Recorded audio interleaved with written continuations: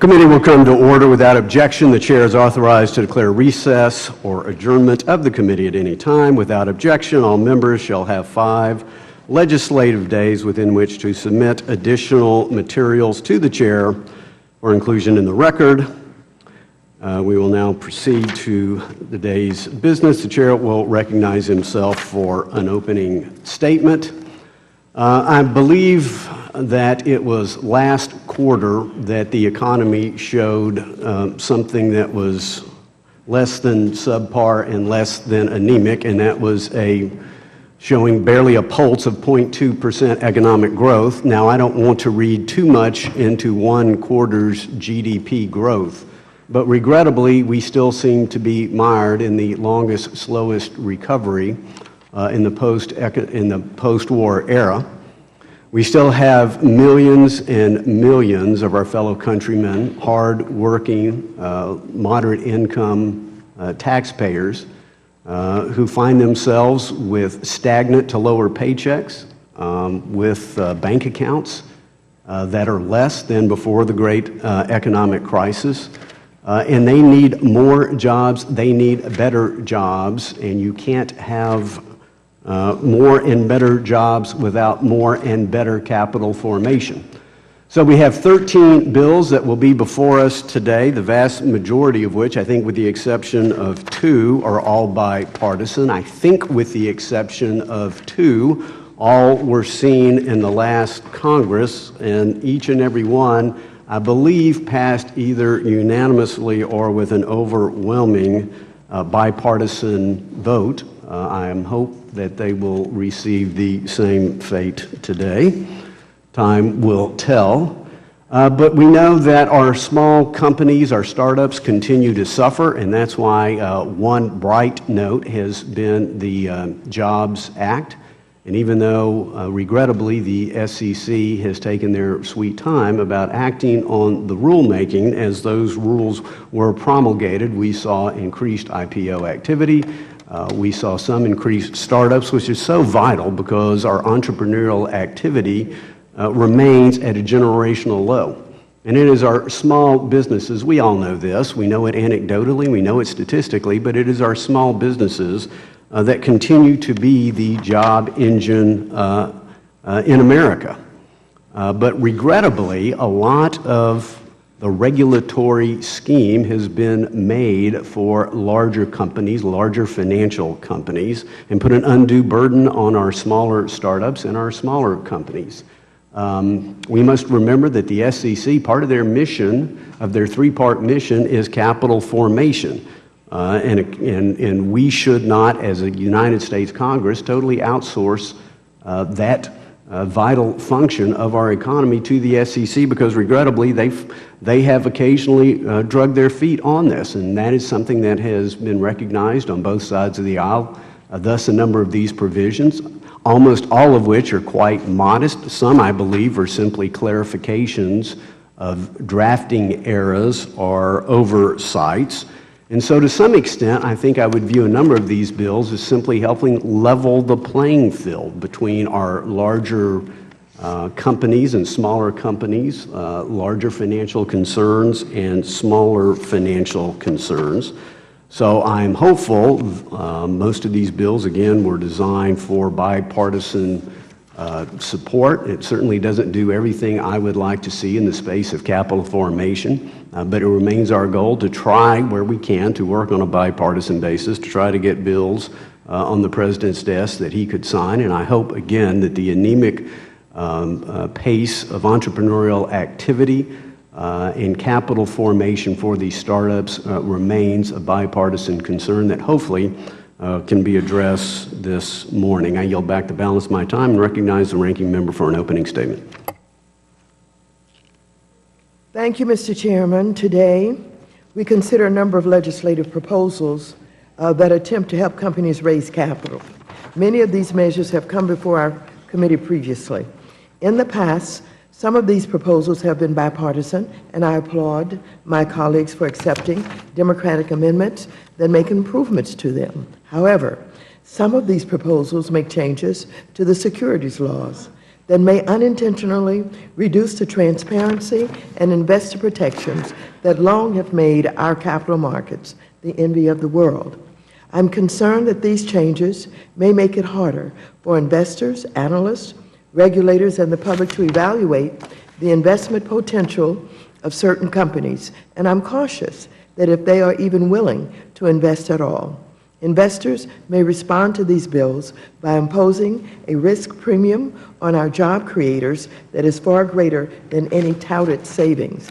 I'm also wary of how this patchwork of bills will interact with one another and with current regulatory efforts. A piecemeal approach may unnecessarily eliminate valuable investor protections and thereby undermine investor confidence and hamper the very goal that these proposals are designed to achieve, promoting capital formation. As we mark up these proposals today, we need to remember that capital formation is not just about the cost of business seeking funding. The creative ideas of our entrepreneurs will only succeed if they have confidence of investors. Mr. Chairman, there are a number of bipartisan proposals on today's agenda that are designed to help small businesses raise capital and grow. But most concerning to me is the bipartisan pro-business legislation that continues to remain absent from the agenda. Legislation to renew the Export-Import Bank's charter. I continue to be disturbed that as this committee purports to consider measures that help small businesses grow and expand, the future of the Export-Import Bank, a proven engine of growth for businesses, exports, and the economy, remains uncertain. In fact, Mr. Chairman, with just 18 legislative days left until the EXIM Bank's charter expires in June, you have yet to hold a single legislative hearing to consider legislative proposals to renew the bank, even though this committee held 2 hearings in just 3 weeks on these bills. And yesterday, as members of your own party held a hearing in support of EXIM, you took the time to hold a press conference to announce that you will not bring a bill to keep the bank open up for a vote, a continuation of the intransigence that has already bred uncertainty and instability among the thousands of businesses who rely on the Export-Import Bank to create jobs, grow their businesses, and stay competitive. The uncertainty over the bank's charter has already cost American businesses contracts and opportunities to grow and expand. Soon, it could cost those businesses and the communities that depend on them thousands of jobs. In fact, some businesses are already announcing that they are seriously consider moving manufacturing operations to countries that support exports. China, Russia, and European countries all have their own version of the Export-Import Bank, and we are handing these countries and their businesses a competitive advantage should this Congress fail to renew the bank's charter. Mr. Chairman, virtually every Democratic member of this committee and of this House has lined up in support of legislation to renew the Export-Import Bank. In addition, 60 members of your own caucus have publicly disagreed with you on EXIM and co-sponsored legislation that would renew the bank's charter for the long term. I'm convinced that, as with issues surrounding the National Flood Insurance Program, many Republicans will soon say enough is enough and persuade the more reasonable factions of your leadership to do what is necessary to bring the Export-Import Bank's reauthorization to a vote we all know will be overwhelmingly favorable. Thank you, and I yield back the balance of my time.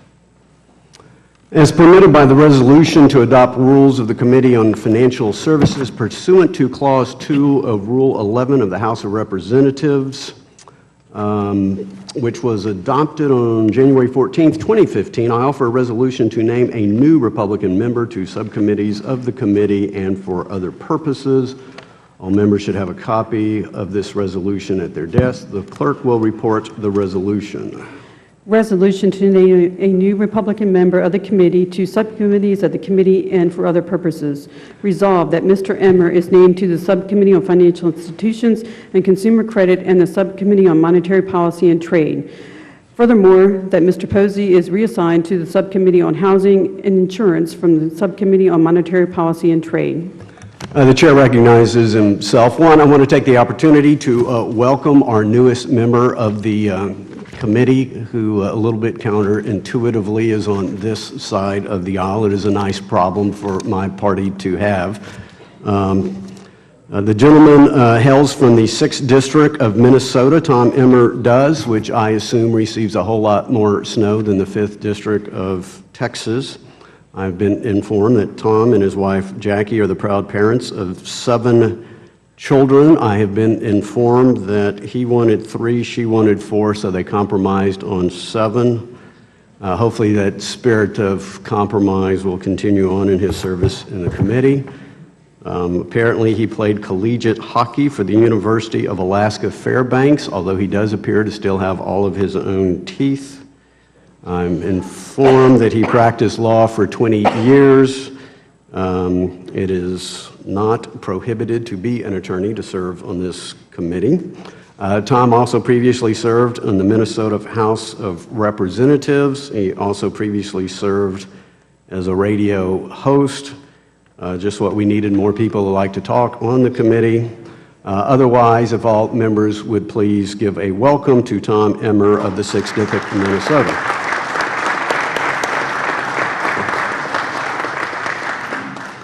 I yield back the balance of my time. I assume no other member wish to speak. I move the resolution's adoption. Without objection, the resolution is agreed to. Without objection, a motion to reconsider is laid on the table. Now, pursuant to notice, I call up H.R. 432. The clerk will report the bill, which has been distributed in advance. H.R. 432, amend the Investment Advisors Act of 1940 to prevent duplicative regulation of... Without objection, the bill is considered read and open to amendment at any point. The chair recognizes the gentleman from Missouri, Mr. Lukemeyer, the sponsor of the legislation, for 5 minutes. Thank you, Mr. Chairman, and thank you for including H.R. 432 in today's markup. I also want to thank the gentlelady from New York, Ms. Maloney, for her support in this legislation. The SBIC Advisors Relief Act is common sense policy that streamlines the registration and reporting requirements for advisors to small business investment companies, or SBICs. These are advisors to investment funds that make long-term investments in U.S. small businesses and have to the tune of more than $63 billion since 1958. Under current law, SBICs are heavily regulated and closely supervised by the U.S. Small Business Administration and have been for more than 55 years. The existing regulatory regime surrounding SBICs includes an in-depth examination of management, strong investment rules, numerous operational requirements, record-keeping, examination, and reporting mandates, and conflict of interest rules. These entities and the management of these entities are anything but unregulated. This robust regulatory framework has been well recognized by Congress. The intent of Congress in including some of these exemptions in Dodd-Frank was to reduce the regulatory burden on small funds and SBICs. However, laws resulted in some unintended consequences that must be addressed. The SBIC Advisor Relief Act does 3 things. Number 1, it allows advisors that jointly advise SBICs and venture funds to be exempt from registration, combining 2 separate exemptions that exist, one for advisors of SBICs and a wholly separate one for advisors of venture funds. Number 2, it excludes SBIC assets from SEC assets under management threshold calculation. Number 3, it exempts from state regulation advisors of SBIC funds with less than $90 million in assets under management, leaving those entities to be regulated by the SBA as they are today. Mr. Chairman, I think we can all agree that these changes are common sense. This legislation is not only broadly bipartisan, but also includes changes suggested by the SEC. Most importantly, the bill is comprised of sensible provisions that prevent redundant regulatory mandates and allow for greater investment in America's small businesses. Identical legislation passed this committee last year by a vote of 56-0, and then passed the House by voice vote. The bill hasn't changed since passage last year, and I would thank my colleagues for the continued support. Again, I want to thank Congressman Maloney for help on the bill, and I yield back the balance of my time. Gentleman yields back, who seeks recognition. For what purpose does the gentlelady from New York seek recognition? The gentlelady could enter a microphone, please. The gentlelady is recognized for 5 minutes. I move to strike the last word. Gentlelady is recognized for 5 minutes. Okay. Thank you very much, Mr. Chairman and Ranking Member and Mr. Lukemeyer, and I am pleased to be an original co-sponsor on this bill with my colleague, Mr. Lukemeyer, who has been a real leader on capital formation. We worked on this bill in the last Congress. It passed the committee and the House successfully. I see this almost as a technical fix. H.R. 432, the SBIC Advisors Relief Act, fixes an unintended consequence of Dodd-Frank. Under Dodd-Frank, an investment advisor that only advises a venture capital fund is exempt from SEC registration. Also, an investment advisor that only advises small business investment companies, or SBICs, is also exempt. But an investment advisor that advises both a venture capital fund and an SBIC is, for some reason, which makes no sense, not exempt. It makes no sense, and it provides no additional protections for investors.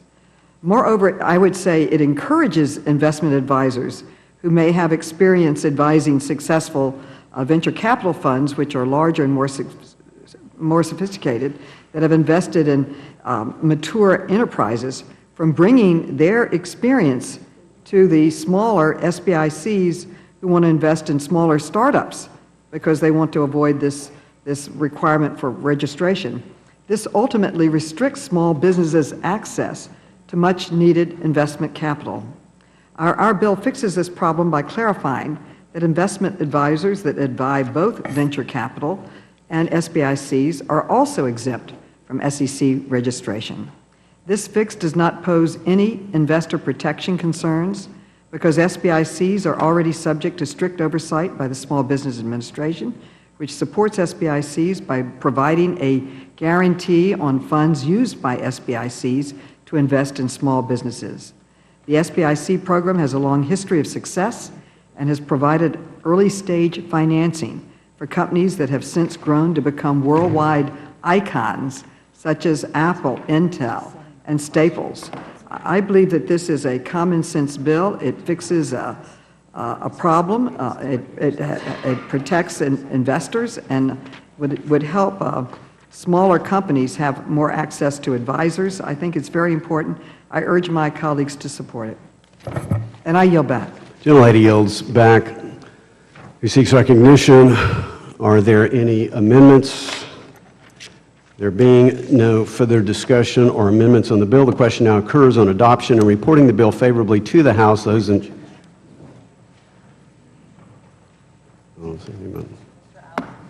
for what purpose does the gentleman from Minnesota seek recognition? Here we go. Strike the last word, Mr. Chairman. The gentleman did find the microphone. The gentleman is recognized for 5 minutes. Mr. Chairman, I have no doubt that the bill under consideration is a fine piece of legislation, but I would like to strike the last word to point out to the committee that I have the privilege of representing a border state, which relies on exports for some of our economic growth.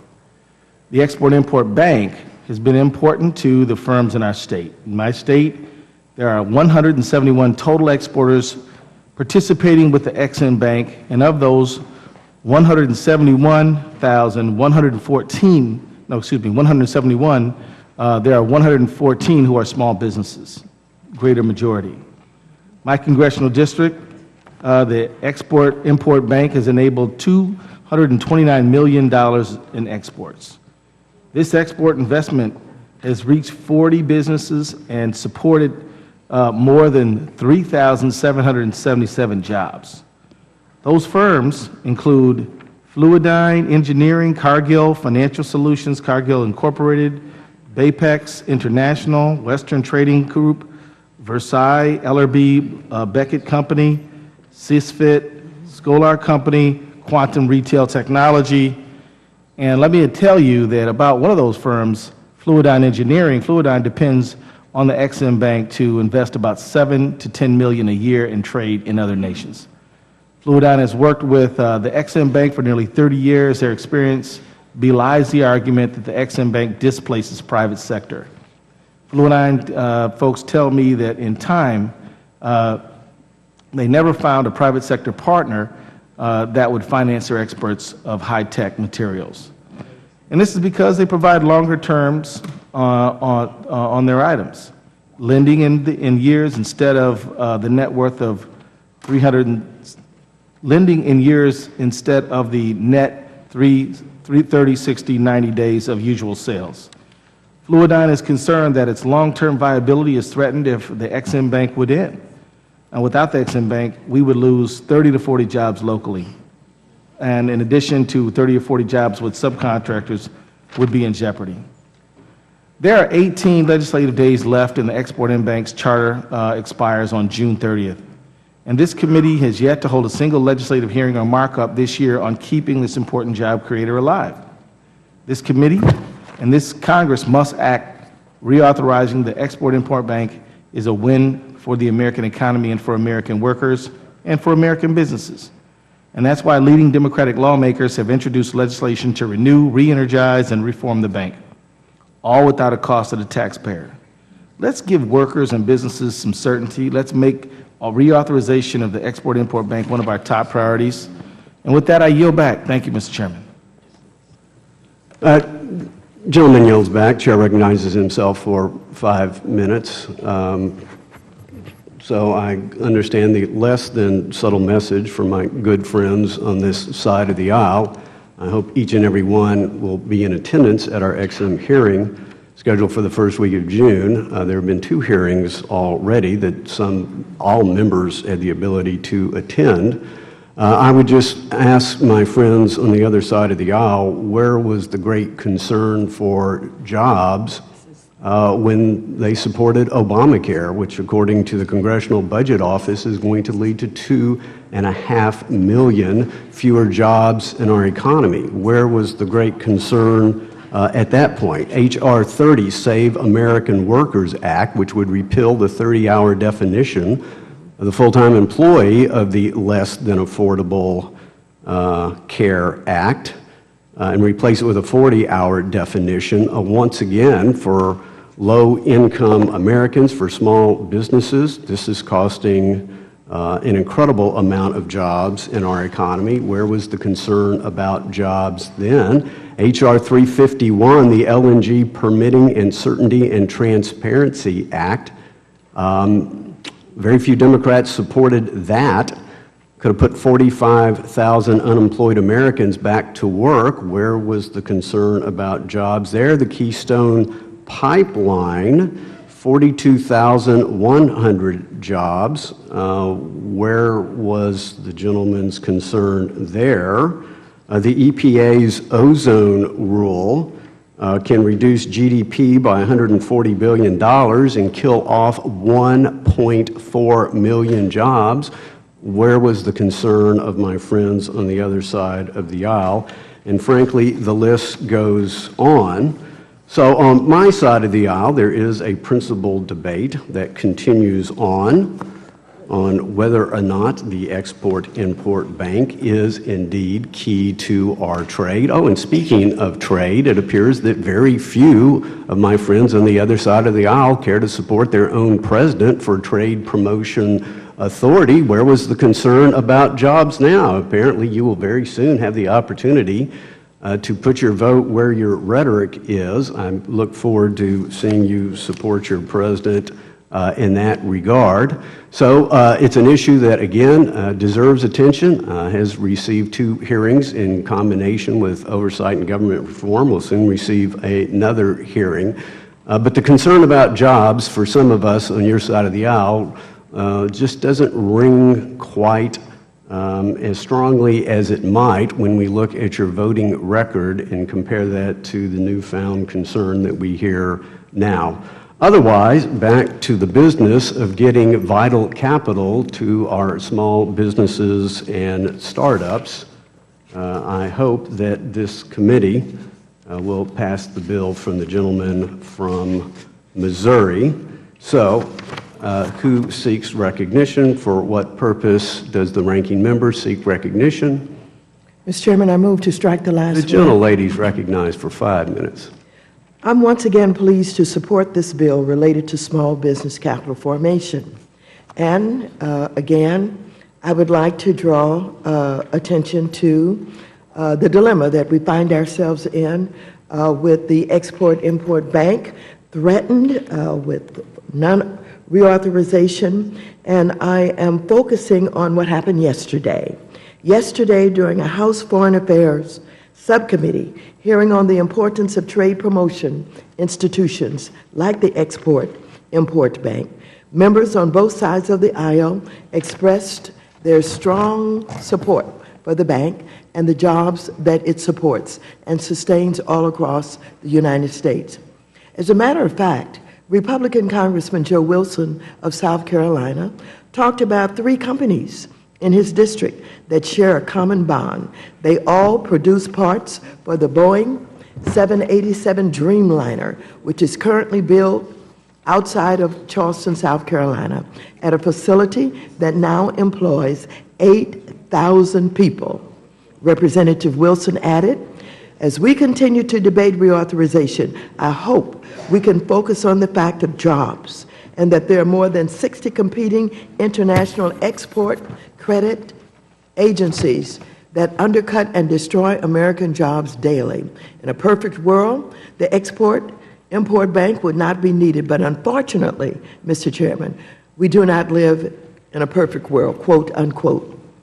Further, Subcommittee Chairman Ted Poe of Texas asked XM Chairman Frank Hochberg to explain the damage that would be done to American small businesses if XM expires in June, eliciting this exchange. Specifically, Chairman Poe asked, what would happen to air tractor in Olney, Texas without XM Bank?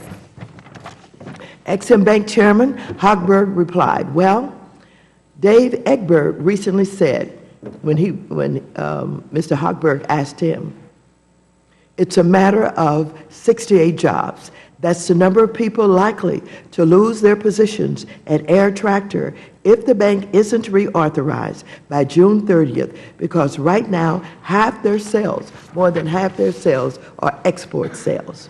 Responding to a question from Chairman Poe on why XM is important to national security, General James L. Jones, who served as National Security Advisor and Supreme Allied Commander in Europe, responded, I don't believe it's in our national interest, if I can use a military term, to unilaterally disarm. General Jones also noted how foreign competitors would welcome an end to XM. There is no evidence that Vladimir Putin and Xi Jinping would suddenly about-face and dam their tidal waves of export credits if Congress were to shutter XM's doors. They and the leaders of America's other economic competitors would welcome the United States unilaterally disarming and ending its export finance program, which means more business for their companies around the world. If XM is shut down and the United States leaves the field on export financing, such a vacuum will not only undermine U.S. businesses abroad and risk jobs at home, but it would also undermine American influence and economic leadership at a time when it's needed more than ever. Mr. Chairman, with that, I yield back the balance of the Would the gentlelady yield I for a would yield question? to the gentleman, I'm just yes. curious, does the gentlelady support Trade Promotion Authority and the Trans-Pacific Partnership? Mr. Chairman, I am not engaging in a discussion about the trade bill that is before this Congress. I am bringing attention to Export-Import Bank and the fact that it will close down in June if we don't reauthorize. And I'm bringing to your attention that it has the support of all of the members in the Democratic caucus and many members on your side of the aisle. If only you would bring it to a vote, XM bank would be reauthorized. That's what I'm focused on today. I refuse to engage on the trade bill itself. I'll take that as undecided. Who seeks recognition? For what purpose does the gentleman from Texas seek recognition? If the gentleman could hit the button for his microphone to the right there. Thank you. Gentleman seek recognition, moves Thank to you. strike the rest. Okay, the gentleman is recognized for 5 minutes. Thank you, Chairman Hensherling and Ranking Member Waters. Before getting into the matter at hand, I'd like to take a brief moment to comment on another crucial issue before the committee, which impacts the congressional district that I represent, and that's the reauthorization of the Export-Import Bank. I strongly agree with members Ellison and Waters, who strongly justify our request to let the House vote on the reauthorization of the bank. This bank is vital. It's a vital free market economic engine for our country. Not only has the bank contributed to a resurgence in American manufacturing, it has helped create and sustain millions of American jobs. In my South Texas district, just south of San Antonio, the bank has supported over 2,600 jobs over the last 5 years. These are good paying jobs in a very high needed area that would not have been possible without this bank. Since 2007, the bank has financed $129 million and supported total exports of $455 million in my district. Just this year, February, the bank financed over $800,000 worth of exports in my district. In our great state of Texas, the bank has helped over 1,000 different companies finance $19 billion in exports. Yes, I said finance $19 billion in exports. Contrary to the many assertions made against the bank is unbridled, market-driven success story which has long enjoyed bipartisan support and the support from both unions and businesses alike. Opposition to the Export-Import Bank is rooted in misguided ideology, not facts. The Export-Import Bank has provided American taxpayers with a profit of nearly $7 billion, and the CBO estimates the bank will generate an additional $14 billion in profits for the U.S. Treasury over the next 10 years. Bank does not pick winners and losers. The bank leverages private sector lenders in 98% of its financing, and its financing decisions are based on market-driven demand. Unfortunately, it will be this Congress who picks winners and losers if we do not reauthorize the Export-Import Bank. And the winners will be our foreign competitors with access to larger and better funded export credit agencies. I conclude by saying that we should let the House vote on reauthorization of the bank, and with that I yield back the balance of my time. Gentleman yields back. Before proceeding to the next individual who wishes to extol the virtues of H.R. 432, the chair wishes to make an announcement that I should have made earlier with respect to votes from this markup. As most members are aware, it is our tradition to hold votes the next morning after our markup. Due to the timing of a Republican conference, we cannot have votes at 9 o'clock. In consultation with the ranking member, depending upon the ebb and flow of business on the House floor, we are now expecting votes, recorded votes, to take place somewhere in the 5:30 to 6 p.m. This afternoon time frame. So I want to make that announcement now. We'll see how the floor proceeds, and we will make a more precise determination probably early in the afternoon. Who seeks recognition? Are there any amendments? For what purpose does the gentleman from Missouri seek recognition? Move to strike the last word. Gentleman is recognized for 5 minutes. This probably won't take 5 minutes, Mr. Chairman, but surprisingly, I'd like to talk about the Ex-Im Bank. In my state of Missouri, we have two districts where there are at least 2 cities, actually goes beyond the districts, where the value of export banks is significant. For example, the number of companies directly supported by the Ex-Im Bank in St. Louis is 22, and the value of the exports is above $500 million. If you move to the northwest section of our state, to Kansas City, the value of exports supported goes to $123 million, and the number of companies directly supported is 19. So the state of Missouri will be directly and painfully hit should the Ex-Im Bank fall to the side of no action by Congress. So on behalf of the individuals who work at companies in these 2 cities, I would urge that reconsideration be given to bringing up the Export-Import Bank to a vote on the floor.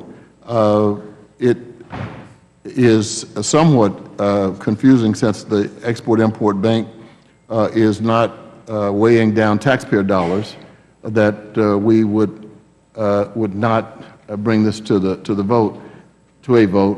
And when you consider the fact that many U.S. companies who continue to do business abroad actually need the full faith and power of the United States behind those loans. So in conclusion, Mr. Chairman, I would request, as have my colleagues, that you bring this matter to this extremely important matter to a vote, and we can wait, frankly, until next week for you to do that, or the week after, and I think we'd still have time to get it approved if you would schedule it today. Thank you, Mr. Chairman. Gentleman, yield back. I yield back the balance of my time. Gentleman yields back the balance of his time. He seeks recognition. Are there any amendments? Being no further discussion or amendments to the bill, the question now occurs on adoption and reporting the bill favorably to the House. Those in favor shall signify by saying aye. Aye. All those opposed signify by saying nay. In the opinion of the chair, the ayes appear to have it. The ayes have it. For what purpose does the gentleman from Missouri seek recognition? I request a recorded vote. A recorded vote has been requested. All those in favor of a recorded vote shall raise their hand and be counted. A sufficient number having raised their hands, a recorded vote is so ordered, and pursuant to subsection C5 of Rule 3 of the committee rules, the vote on this question is postponed. Now, pursuant to notice, I now call up H.R. 686. The clerk will report the bill, which was distributed in advance.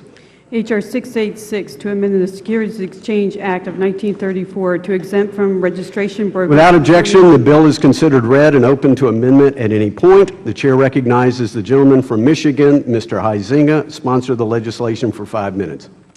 Thank you, Mr. Chairman. I thank you for holding this important markup. This is vital to the continuance of our success as an economy. Mr. Chairman, it's been estimated that approximately $10 trillion with a T, of privately owned small and family-owned type businesses will be sold or, worst case, closed in the coming years as baby boomers retire. Mergers and acquisitions, also known as M&A, brokers play a critical role in facilitating the transfer of ownership of these smaller privately held companies. Today, federal securities regulations require an M&A broker to be registered and regulated by the Securities and Exchange Commission and FINRA, just like Wall Street investors selling or buying publicly traded companies. That's right.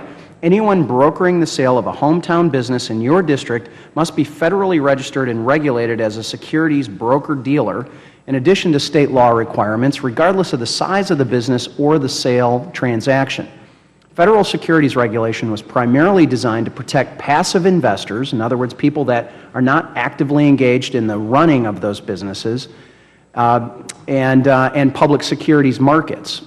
Privately negotiated M&A transactions are vastly different and benefit little from SEC and FINRA registration and regulation, but today bear the same regulatory requirements, obligations, and associated costs. M&A brokers are themselves small businesses. That's why I, along with Representatives Brian Higgins and Bill Posey, introduced this bipartisan bill, H.R. 686, the Small Business Mergers, Acquisitions, Sales, and Brokerage Simplification Act. This bipartisan bill will create a simplified system for brokers performing services in connection with the transfer of ownership of smaller, privately held companies. These are not publicly traded with complicated structures. These are small, privately held companies. By simplifying the regulation and reducing the cost of these business brokerage services, these smaller, privately owned companies would be able to safely, efficiently, and effectively transfer their company, preserving jobs currently in existence while allowing for continued economic growth and job creation to take place at these companies. It's important to note that this had been a recommendation by the SEC itself as it had worked with the groups that they have regular listening sessions with for over 7 years before any action was taken, ironically. Well, I guess maybe, I'm sure, not in any conjunction with the fact that we had then offered this legislation to move them along.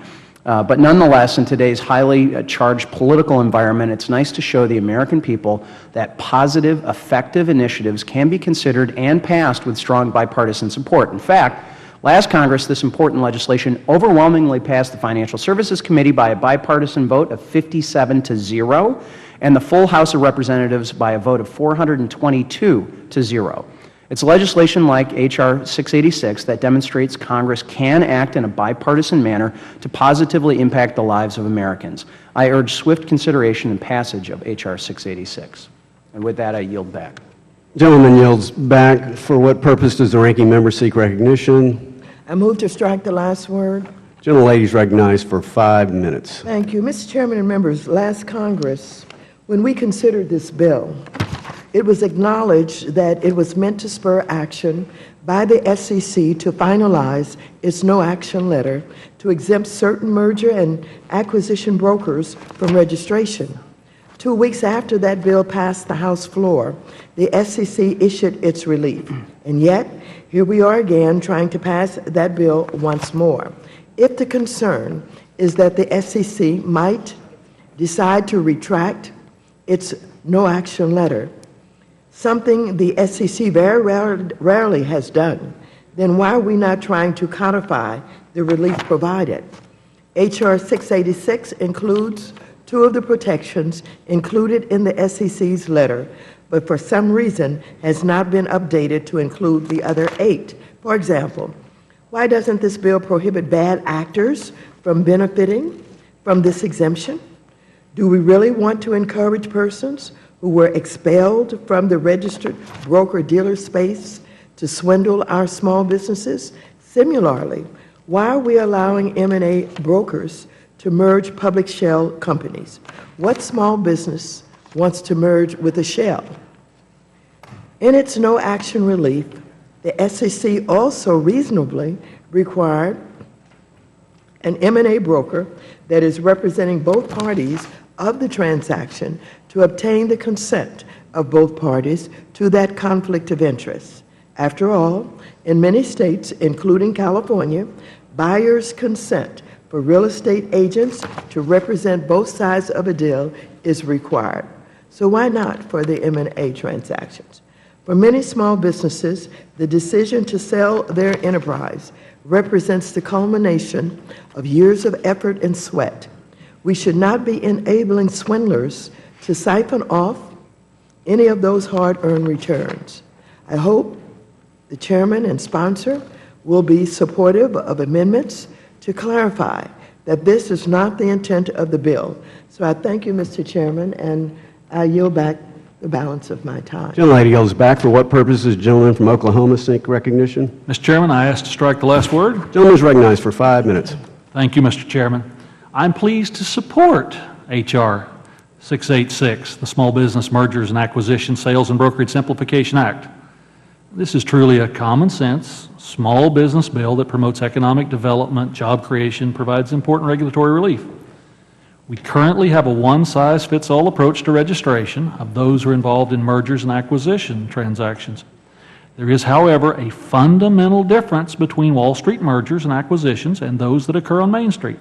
This bill recognizes that distinction and creates a right-size regulation. I think it is absolutely the direction to go. And with that, Mr. Chairman, I yield back. The gentleman yield? Mr. Chairman, if I'd not yield back yet, I would yield to the gentleman, Mr. Huizinga. Gentleman from Michigan. Thank you, my friend from Oklahoma, and I will note that I'm aware of one amendment that was filed and sent to our committee staff at 10:36 this morning. You will note that our committee started at 10. I will also note that our bill was refiled in February of this year after unanimously passing this committee and this House last Congress. So it seems to me that suddenly the five-alarm fire that we have to have urgent action on this bill after we've had a hearing on it, subcommittee hearing with the capital markets, and now here at the committee. Believe that this might be a little too late. Not that there are some elements that may be acceptable. Certainly the method of how this has been executed has been poor at best. So with that, I yield back to the gentleman. Reclaim my time and yield back, Mr. Chairman. What purposes, gentleman from California, seek recognition? I have an amendment at the desk. We will pause a moment and allow the amendment to be distributed.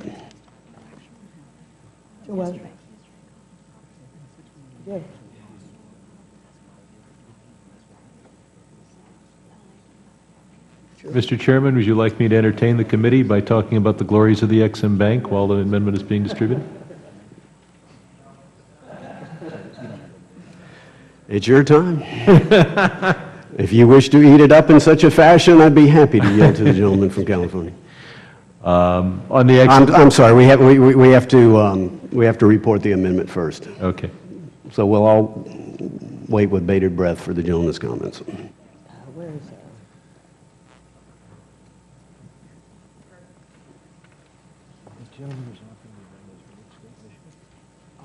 Is there any member who has yet to receive the amendment?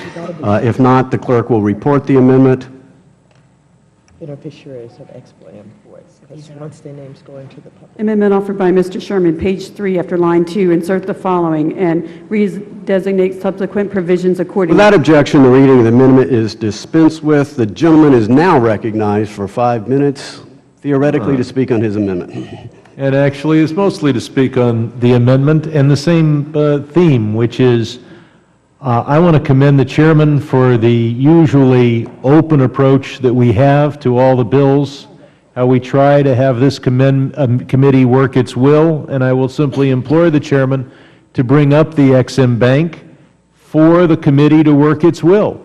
There are arguments for and against the bank, but there are no arguments against democracy and the idea that those of us from our various districts can, working together, reach the best possible policy. Would the gentleman yield? I will yield. Does your amendment to H.R. 686 have anything at all to do with the Ex-Im Bank?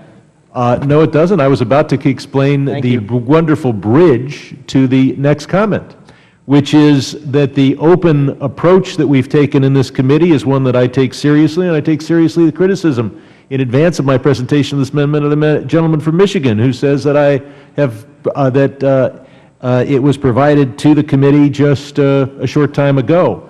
I would point out that I apologize for that, and at the same time that we are taking these bills in a completely different order than our side had been told, and had we had the correct information as to the order, it would be hours rather than minutes between the time when he had a copy of the amendment and when he had a chance to hear my pithy comments in support thereof. Now, to the amendment.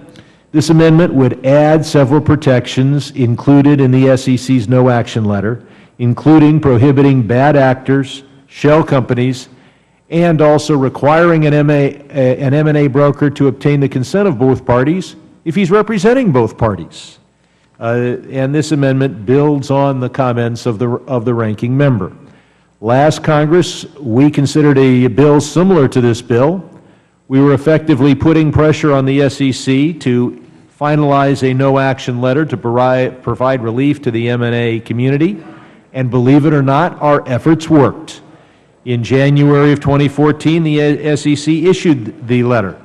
So we've pretty much already accomplished the mission, and I commend the gentleman for his work in the last Congress, which has already achieved most, if not all, of his purpose.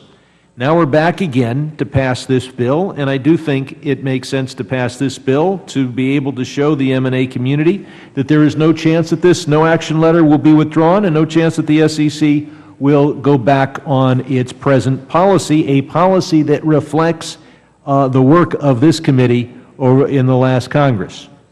Now, it's my understanding that the SEC no-action letter is generally accepted. Nobody's criticized its content. Some have said it may not have even been necessary.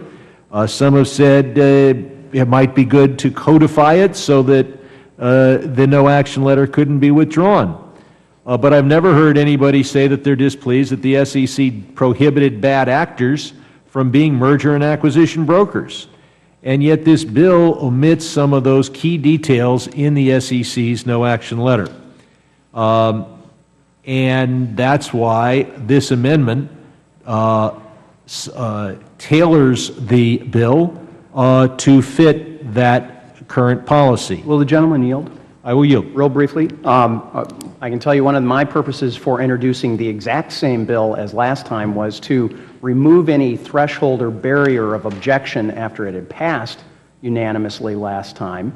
I also had another bill that had passed unanimously last time that had seen some objections creep up. But that was the purpose of why the bill was reintroduced exactly with the same language that it had been from the previous. Reclaiming my time, I think it's entirely appropriate that you reintroduce the same text, and then if you'll accept my amendment, we'll achieve the absolute perfection in legislation, because we will have reintroduced the old legislation, but now we have learned from a lot of work by a lot of staff at the SEC to say, yes, you had it right, but here are a few details. So I'm adding those details to your bill, and I don't think you have a substantive objection to say this shouldn't apply to shell companies, that an MRA, the M&A broker should disclose and obtain consent if that broker is representing both sides in the transaction, and of course we want to keep bad actors out of this space. So I think the SEC learned from your bill that they had to take action. We should learn from the SEC that you got it right, here are some details to add, and I hope you'll support the amendment. Time of the gentleman has expired. Who seeks recognition? For what purpose is the gentleman from New Jersey? Strike the last word and yield my time, or initial time, to Mr. Eisinger. Thank you, my friend from New Jersey, and I appreciate the efforts of my colleague from California. I would say that the three things that specifically have been brought up of the 8 that I understand are in the well, we're not sure exactly how many are all in the amendment, having just received that, but knowing that there had been 8 potential points from the SEC letter, assuming that that has actually been the basis of the amendment. I don't know if the gentleman from California cares to illuminate us on that. Have you included all of those suggestions from the SEC? And I yield back to my friend from New Jersey, I guess, to ask. Repeat that question. Did you adopt all 8 considerations from the SEC letter, or did you, I've only heard 3 specifically, bad actors, excluding shell companies, and then some sort of dual representation? My main purpose is those 3, but the amendment does include all 8. It does codify the SEC policy, but my real focus is those 3. And yield again to Ms. Huizinga. Thank you. And I personally do not have a particular issue with prohibiting the bad actors or the excluding shell companies. Those are things that were not an intent necessarily. Again, we've kind of gone to the process not having any time to review this. However, I do want to say about representing both the buyer and the seller, M&A brokers can obtain consent of both parties has been that concern.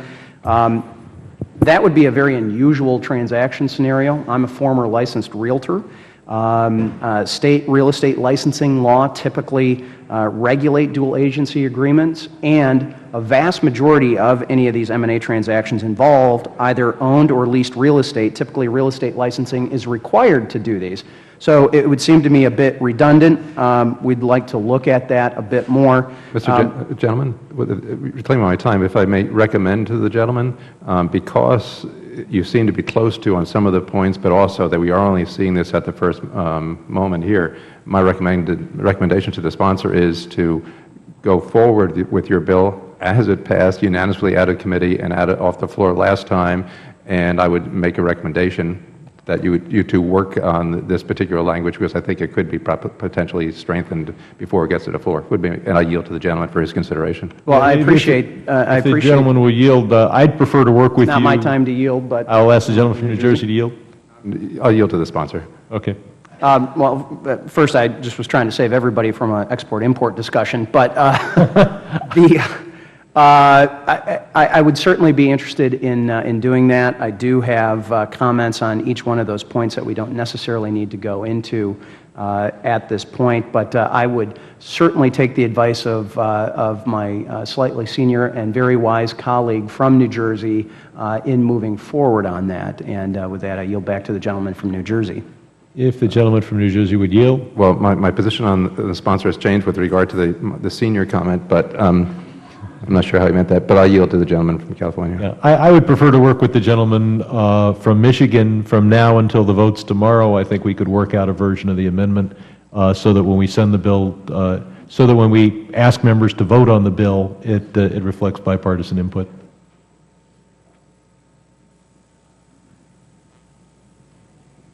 If the gentleman from New Jersey yields, I'm certainly willing to try to work on that with the hopes that we will be able to come up with a mutually agreeable language. Good.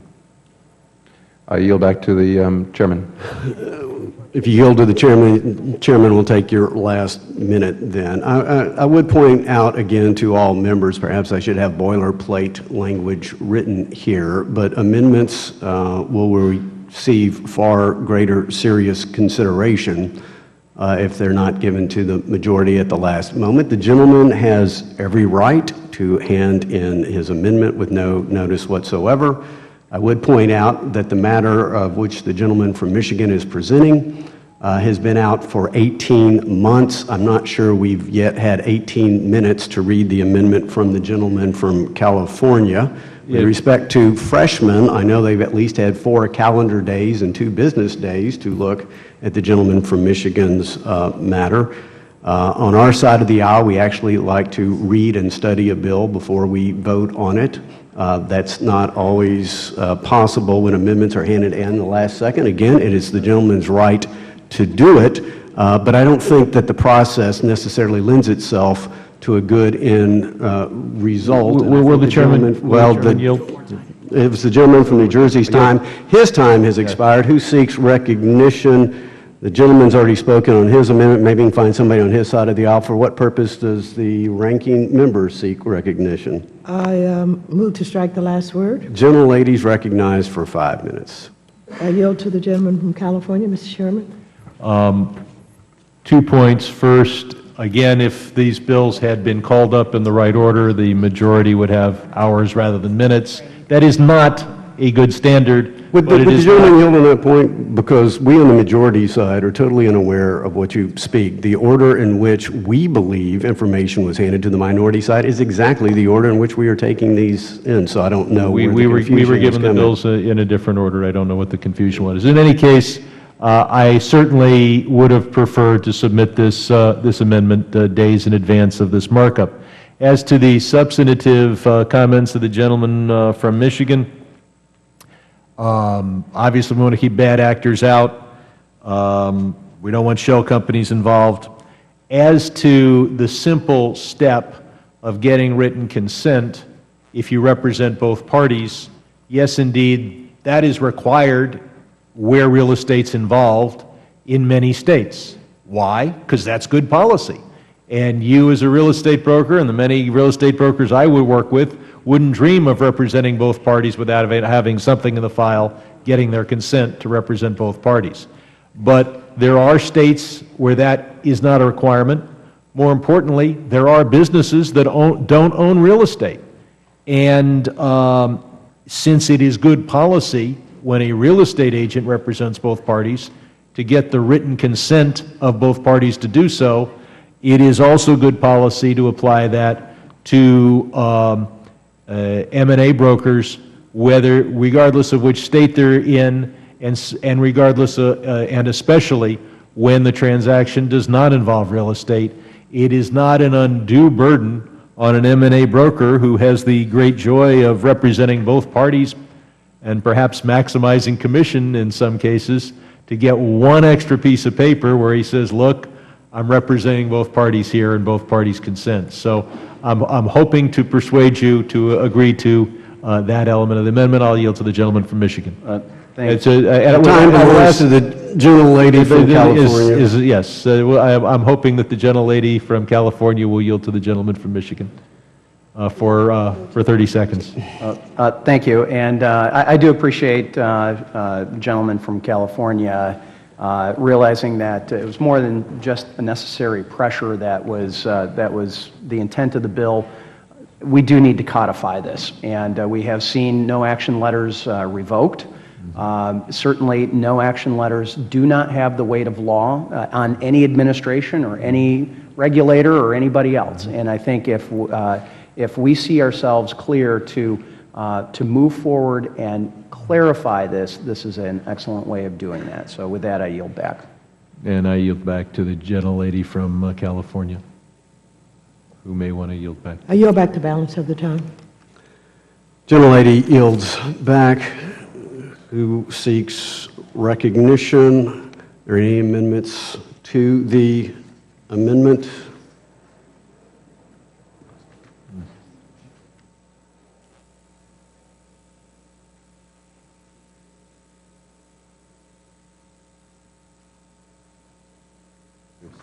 Any further debate on the amendment? If not, the question now occurs on the amendment offered by the gentleman from California. All those in favor say aye. All those opposed say nay. Nay. In the opinion of the chair, the nays have it. Mr. Chairman, on that, I request a recorded vote, and hopefully before that recorded vote, I'll be asking for unanimous consent to amend my amendment before the before the recorded vote. A recorded vote has been requested. All those in favor of a recorded vote shall raise their hand and be counted. A sufficient number having raised their hands, a recorded vote is so ordered, and pursuant to subsection C5 of Rule 3 of the committee rules for the proceedings on the amendment are postponed.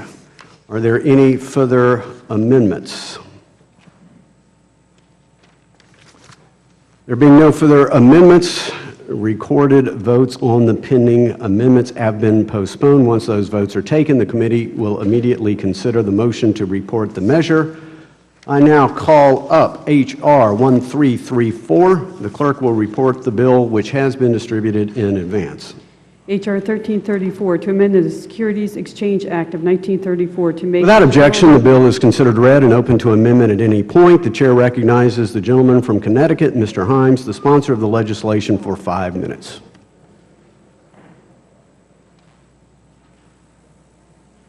Thank you, Mr. Chairman. I'm pleased to speak along with Mrs. Wagner on behalf of H.R. 1334. This stems from what was probably an oversight in the language of the Jumpstart Our Business Startups Act, or the JOBS Act, which was signed into law by the President on April 5th, 2012. Among other things, the bill raised the shareholder registration threshold, that is to say, the point at which a bank needs to register publicly, therefore incurring both the expenses as well as the oversight of a public company from 500 to 2,000 shareholders, and increased the deregistration threshold from 300 to 1,200 shareholders for bank and bank holding companies.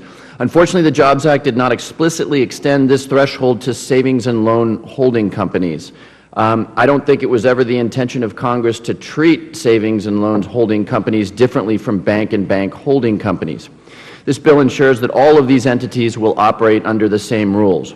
I've been proud to work on this legislation with my friends Mr. Womack and Ms. Wagner, as well as Mr. Delaney, to extend the shareholder registration thresholds to savings and loan companies. This legislation will help thrifts to raise the capital and give them the flexibility to have the capital structures they need for longer so that they can continue to assist consumers in the purchase of homes, cars, and other large items they are more likely to finance than buy outright. As we continue to seek creative solutions to the nation's jobs crisis, we should do everything we can to stimulate the consumer demand we know is essential to the robust economy, and do what we can, particularly for those smaller institutions, to provide them with the flexibility that they need to compete in their markets. Last Congress, this bill passed both this committee and the full House of Representatives overwhelmingly with the support of the Chairman and Ranking Member. I look forward to another strong vote here today, and I yield back the balance of my time. Gentleman yields back who seeks recognition. For what purpose does the gentlelady from Missouri seek recognition? Just to speak on H.R. 1334. The gentlelady move to strike the last word. Last word, yes. Gentlelady is recognized for 5 minutes. I thank you, Mr. Chairman, and I thank Mr. Himes and so many others that have worked with us on a bipartisan nature. I'm pleased that this committee is considering H.R. 1334, again, the Holding Company Registration Threshold Equalization Act. Similar legislation was ultimately approved in the full House last Congress by a vote of 417 to 4. And the SEC late last year actually moved forward on their own with a proposal that would implement these provisions. Passing this common sense legislation today would codify these provisions and make them permanent.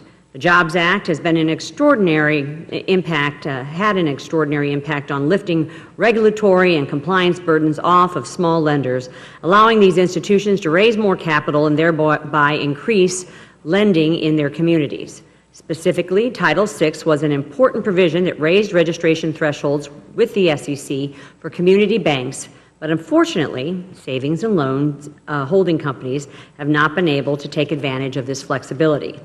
This is despite the fact that savings and loans perform largely the same functions as banks, are regulated by the same agencies, and are subject to the same reporting requirements as banks. According to a letter from the Independent Community Bankers Association from earlier this year, quote, the enhanced oversight and regulation of banks is the rationale for affording them higher shareholder registration and deregistration thresholds under the Jobs Act. That being the case, there is no policy reason for denying thrift holding companies subject to the same oversight and regulation the benefits of the higher thresholds. This bill would extend the same standards available for banks to savings and loans holding companies, which was Congress's, I believe, original intent with the Jobs Act. Missouri is home to about 20 savings and loan holding companies, which would stand to immediately benefit from this updated threshold. I would like to thank the co-sponsors of the bill, Mr. Womack of Arkansas, as well as our co-sponsors from across the aisle, Mr. Himes from Connecticut and Mr. Delaney from Maryland, for working on this important issue. I urge passage of the bill, and I yield back the balance of my time. Gentlelady yields back who seeks recognition. For what purpose does the gentlelady from Ohio seek recognition? Thank you, Mr. Chairman. Move to strike the last. Gentlelady is recognized for 5 minutes. Mr. Chairman, I'd like to join my colleagues in saying today, as we're marking up legislation today, I believe we should be marking up a bill reauthorizing the Export-Import Bank, as we all know, which is set to expire on June 30th of this year. The Export-Import Bank has been helping U.S. businesses of all sizes sell their products around the world for over some 80 years. Shuttering the Export-Import Bank by inaction just doesn't make a lot of sense to me, and it makes no sense to my constituents. Since Since 2007, the Export-Import Bank has supported, in my district, dozens of companies, providing $63 million in support for exports. In Ohio, the bank has supported over some 350 companies and $3 billion in support for exports. Earlier today, Mr. Chairman, you used the word bipartisan, and thank you for that. This export-import bill has had, over the years, bipartisan support, and even now, I believe there is bipartisan support. Reference was also made to our president, President Obama, and I use our as our president, Democrat and Republicans, to make sure when he's referenced as their president, meaning maybe my president because I am Democrat, or other because I am African American. On the export-import, I'm proud to say that our president has encouraged Congress to pass the export-import bank bill. Would the gentlelady yield? Yes.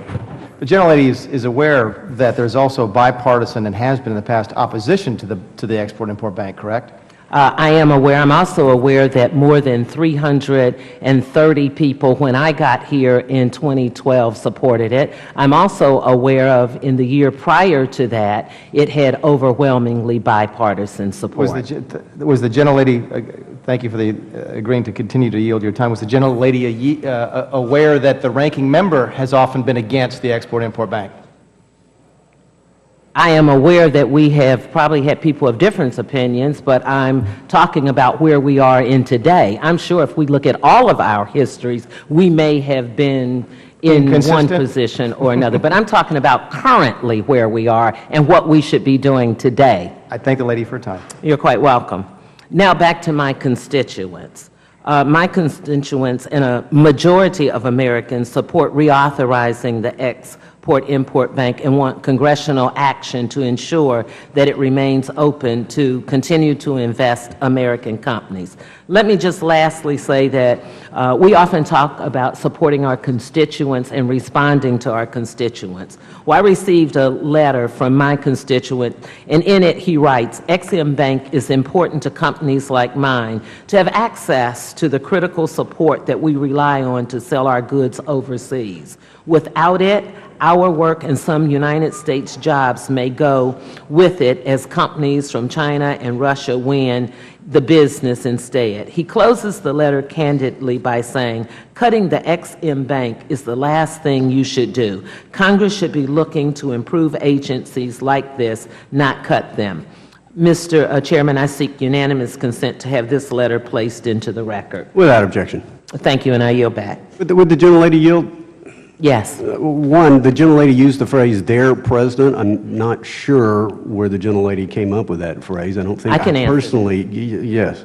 Earlier today, to the gentleman from Wisconsin, Mr. Chairman, you said while they have disagreed with their president, and I think you were referencing trade, and 2 times I made note as you said the word "their own" and their president, so that was what I was referencing. Well, I don't believe I said that. If I did, I believe that he is our president. I personally didn't vote for him, but he's the president of all America. So let me ask the gentlelady this. Is she aware that our president supports Trade Promotion Authority, and does the gentlelady from Ohio support our president on Trade Promotion Authority? Thank you, and I have no problem answering that. But some members do, apparently. But first, let me say thank you for acknowledging, if you said it, and certainly I don't need to debate it. I wrote it down twice when you said it. I support trade. I have concerns about this trade bill that is not before me at this time, but I assume is coming up. And like many things that I support, I have concerns. So if you're asking me what I'm going to vote on, I'd need to have the full information because I have concerns about jobs. I have concerns about the legal references in it. I have concerns about the standards that are in it with medical and with The time of the gentlelady has expired. Thank you. And the committee takes due note of her concerns. Who seeks recognition? For what purposes? Gentlelady from New York seek recognition. Be recognized. Gentlelady move to strike the last word. I move to strike the last word. Gentlelady is recognized for 5 minutes. Thank you, Mr. Chairman, and I am so pleased that this committee is taking the time to discuss small businesses. Small businesses are an important engine of economic growth, and it's important to nurture small businesses so that they can thrive and so that some can become big businesses and big employers in our country. And we are still digging out from the wreckage of the Bush-era financial crash and Great Recession. So we need policies that support the creation of more jobs and new jobs. And we are fortunate to have experienced and witnessed 62 consecutive months of job growth under President Obama, the longest recorded in history. But we still need to do much more. So many of these bills are tremendously important, but I am also stunned that the Republican leadership in this House is mounting opposition to renewing the charter of the U.S. Export-Import Bank. The U.S. Export-Import Bank has not only helped us export and helped create jobs and supported our businesses, but it has brought back to the American Treasury almost $7 billion.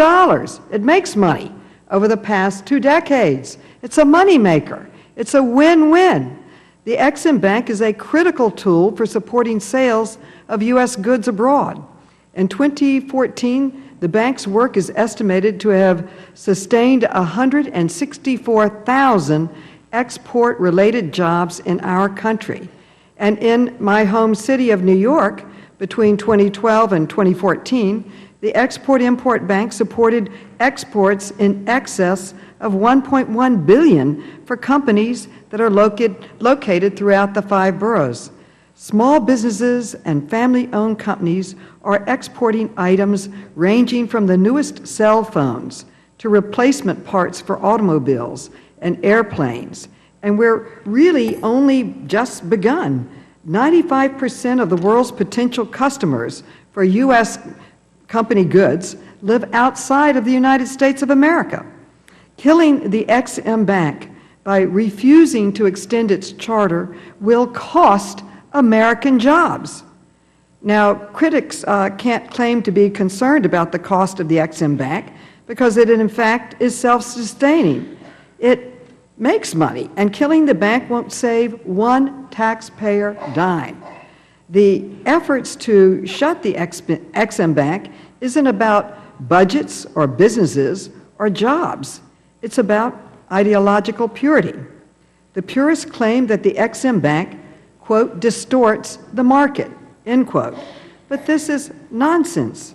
As the Center-Right Policy Institute, the American Action Forum, has pointed out, there are more than 60 other export credit agencies around the world that are now operated by our competitors, from big to small, from China to the Netherlands. In 2013, China's new medium and long-term official export financing volume was $45 billion versus $14 billion for the United States. The export credit agencies in Germany and South Korea also provide more medium and long-term export credit financing in 2013 than the Export-Import Bank of America. The existence of all those other Ex-Ims represent a pre-existing market distortion that makes our Ex-Im Bank a necessary part of a pragmatic trade policy. We should not unilaterally disarm as they are supporting their exports more than we support ours. And have no doubt all those other Ex-Im-like banks around the world are eager to help businesses in their home countries snatch away the businesses from American companies if our colleagues do not support them and achieve some hollow victory for ideological reasons.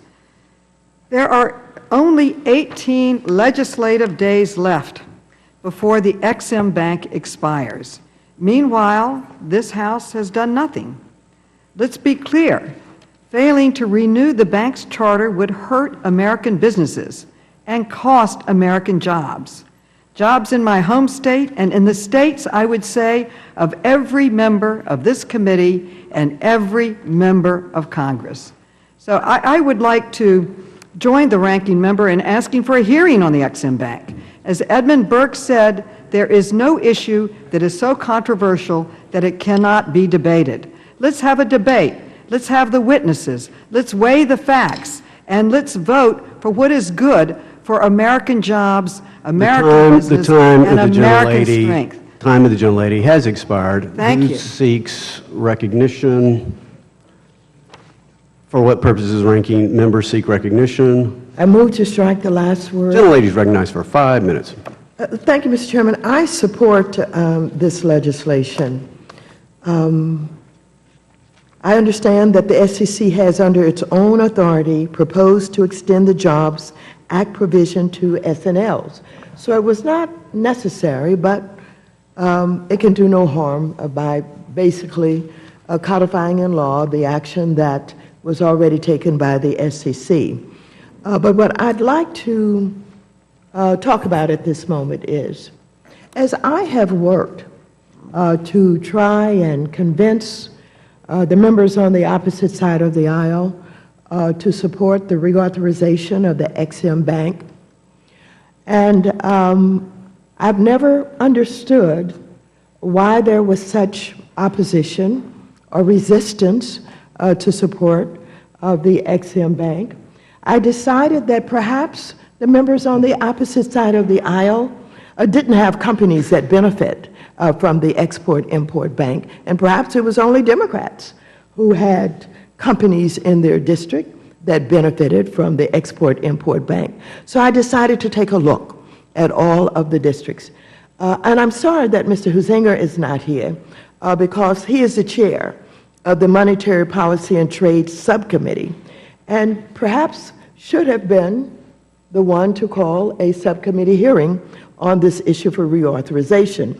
When I took a look at his district, I discovered that the total export value in his district is $187 million. A total authorizations of $162 million. And I looked to see what kind of companies are benefiting from export-import, and I saw that Ameriform Acquisition, Anderson Global, Big Dutchman, Brillcast, Challenge Machinery Company, Charterhouse Holdings, Dynatorque, Elysian Composites, Envirotronics, Fleetwood Group, Great Lakes Diecast Corporation, Haskell Steel Company, Herman Miller Incorporated, Highlight Industries Incorporated, Holland Awning Company, Big Incorporated, Big Dutchman, Interspace, Johnson Boiler Company, K-Line Industries, Michigan Instruments Incorporated, Noble Company, Nordic Products, Pacific Stemex Cleaning Systems Incorporated, doing business as Pacific Floor Care, Saf Holland, Shape Dynamics International Incorporated, SRS Industries, Synergis Technologies Group Corporation, Bike and Spas, Zealand Farm Services. Well, I looked at these companies to see what it is they do and how many jobs that they create, and I just don't understand why Mr. Huizenga does not know about these companies and the benefits that they're receiving from our Ex-Im Bank. And I just wanted to bring this to attention, that maybe he should review what is happening in his districts and the kind of jobs that are being created and the number of jobs that are being created. So I'm hopeful that he will pay attention to these companies, and I'm hopeful that the companies will pay attention to him. I yield back the balance of my time. Gentleman yields back. Who seeks recognition? For purposes, gentlemen from Virginia seek recognition. Move to strike the last word and yield. Would you yield to the chairman? Yield to the chairman. I thank the gentleman for yielding. The ranking member in her comments asked who we would be listening to for those of us who do not support the reauthorization of the Export-Import Bank. Well, one of the people we have listened carefully to is the ranking member, who once said earlier, quote, "Most Americans do not understand that we put $1 billion into this Export-Import Bank. Many would see this as simply corporate welfare." These are not my words. These happen to be the words of the ranking member from a different Congress. The ranking member also has helped inform our discretion when she said on her floor statement, quote, "While we have increasing problems with our own budget, while we are trying to fund education, while we are trying to secure Social Security, it's very important that we look at projects such as this one and begin to raise the questions about who is really benefiting from the Export-Import Bank." Once again, this is from the ranking member's floor statement in a previous Congress. Here's another one, quote, "Unfortunately, the bank has a history of providing assistance to companies that have been exporting American jobs and hiring cheap foreign labor. For example, the Export-Import Bank insured a $3 million loan to help General Electric build a factory where Mexican workers will make parts for appliances that will be exported back to the United States. As a result, 1,500 American workers will lose their jobs to Mexican workers who will be paid only $2 an hour." Once again, a floor statement from the ranking member. So when she asked the rhetorical question, who are some of us listening to, I guess we were listening to the earlier comments of the gentlelady from California. Will the gentleman yield? Well, it belongs to the time to the gentleman from Virginia, but I would recommend that he yield to the ranking member. I yield to the gentlelady. Thank you very much. And I'm always appreciative for the fact that you sometimes pay attention to me and that you have admitted It's selective. You have admitted that you pay attention to me and my recommendations. Mr. Chairman, I would submit to you that as public policy makers who attempt to do the best job that we possibly can, we are learning every day.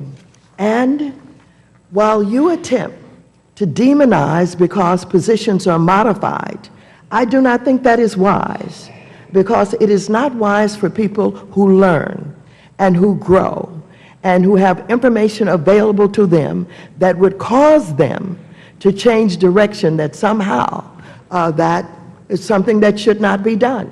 It is a fool that would not change one's mind when they have information, additional information, expanded information, more information available to them that would guide them in a different direction. And so I certainly, as many others at one point, did not support XM, but now that we understand the jobs that have been created by the XM Bank, and we understand the value of XM to all of our districts, and we understand the challenges that we're facing here in America with the kind of competition from Russia, Would the gentleman from China. Virginia yield back to the chair? Reclaim my time and yield to the chairman. Well, and I thank the gentlelady for her comments, and certainly every member has the right to change their mind, and particularly with new information. It's just on a whole host of issues. The gentlelady seems to do it quite frequently, and I hope that she will continue the trend, although she has not stated in this hearing her opposition to Trade Promotion Authority.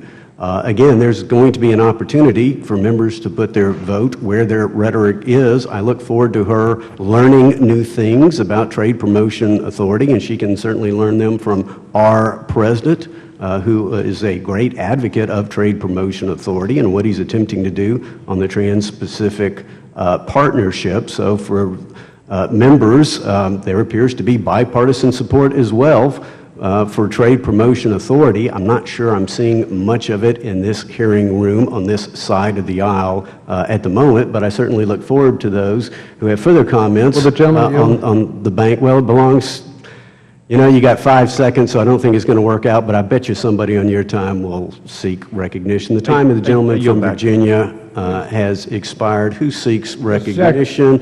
For what purpose does the gentleman from Georgia seek recognition? Very hesitant to get into the middle of this love fest between you and the ranking member, but I moved to strike the last word if I could. The gentleman is recognized for 5 minutes. Just wanted to say, Mr. Chairman, I think that the ranking member has a clear record of speaking out on the majority opinion on the S&M Bank, which is a bipartisan opinion. And some of the words that you echoed from her statements at previous times were some of the words we've heard from your side of the aisle. So I guess the point I wanted to say is that we are all encouraged by this tremendous bipartisan play here, but I do want to state that the ranking member is not only in her statements speaking for the Democratic side, but is also echoing many of the sentiments of many of our colleagues on the other side. But I simply wanted to get into this love fest for a moment and let you know how much I'm enjoying it, as I'm sure everyone here is. Thank you, Mr. Chairman. Oh, I yield to the ranking member, if I could. Thank you very much. I would like to point out to the chairman that there are many who change their minds from time to time over the years when additional information is available. As a matter of fact, there was a point in time when the President of the United States did not support XM. But we respect that. We don't try and demonize or undermine because people are wise enough to change their mind when good and new information is available to them. I would say to the chairman, you can continue to try and deflect and guide us away from this discussion by talking about the trade bill, but this committee has the responsibility for the reauthorization of the XM Bank. And we're going to focus on that today because we understand and we know that there are members on the opposite side of the aisle who do support the reauthorization of the XM. And basically, it is a bipartisan legislation that is supported by members on the opposite side of the aisle. However, many of them have been very patient, and they have been very respectful to the chairman, who has held firm on not wanting to have job creation and have support for small businesses by way of the XM. Many of those members on the opposite side of the aisle have been quiet. They have not said anything, but we are fast approaching June and the fact that this XM Bank will expire. And so some of those members are going to come forward, and we expect that pressure is now being put on the leadership on the opposite side of the aisle to come forth and to act in the same manner that they acted when we had this kind of complication with the flood insurance program. If you can recall, this chairman resisted helping our constituents on both sides of the aisle when their premiums had been increased to the point where they were going to lose their homes. And he would not join with me in a bipartisan bill to give relief and support to our constituents in this country.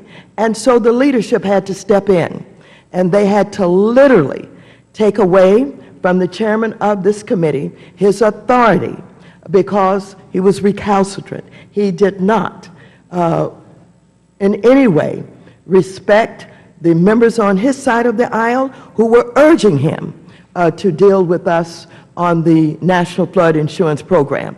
And so, while we sit here today bickering on, some of these bills that don't even need to be on the calendar today.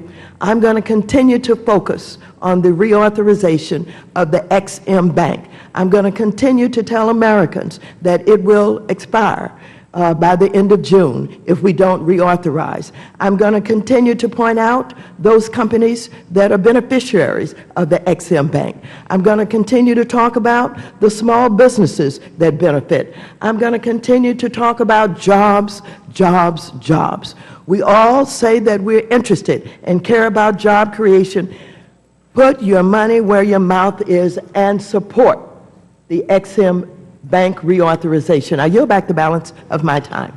Time of the gentlelady has expired. The chair wishes to announce to members of the public, individuals who are standing in the aisle, you are welcome to observe the committee's markup, but I would respectfully request that you not congregate in front of the doors and take a seat. If you cannot find a seat, an overflow room is available, 2222. If you cannot find seats in the gallery. Thank you. I'm sorry, 2220, room 2220. Is there further discussion or amendments to the bill? There are none. Mr. Chairman?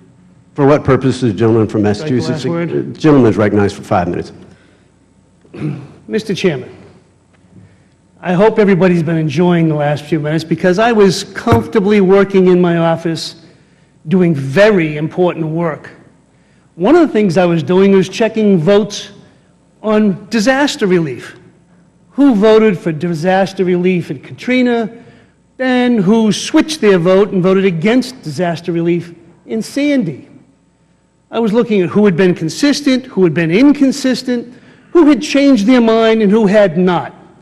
Lo and behold, I start listening to this thoughtful, insightful debate on relatively mundane issues, and I start hearing people concerned about members who might have different opinions today than they once did on very simple issues like trade promotion authority, like the EXIM Bank, and other financial services matters that maybe for everybody else are very simple, but for me, they're kind of complicated issues.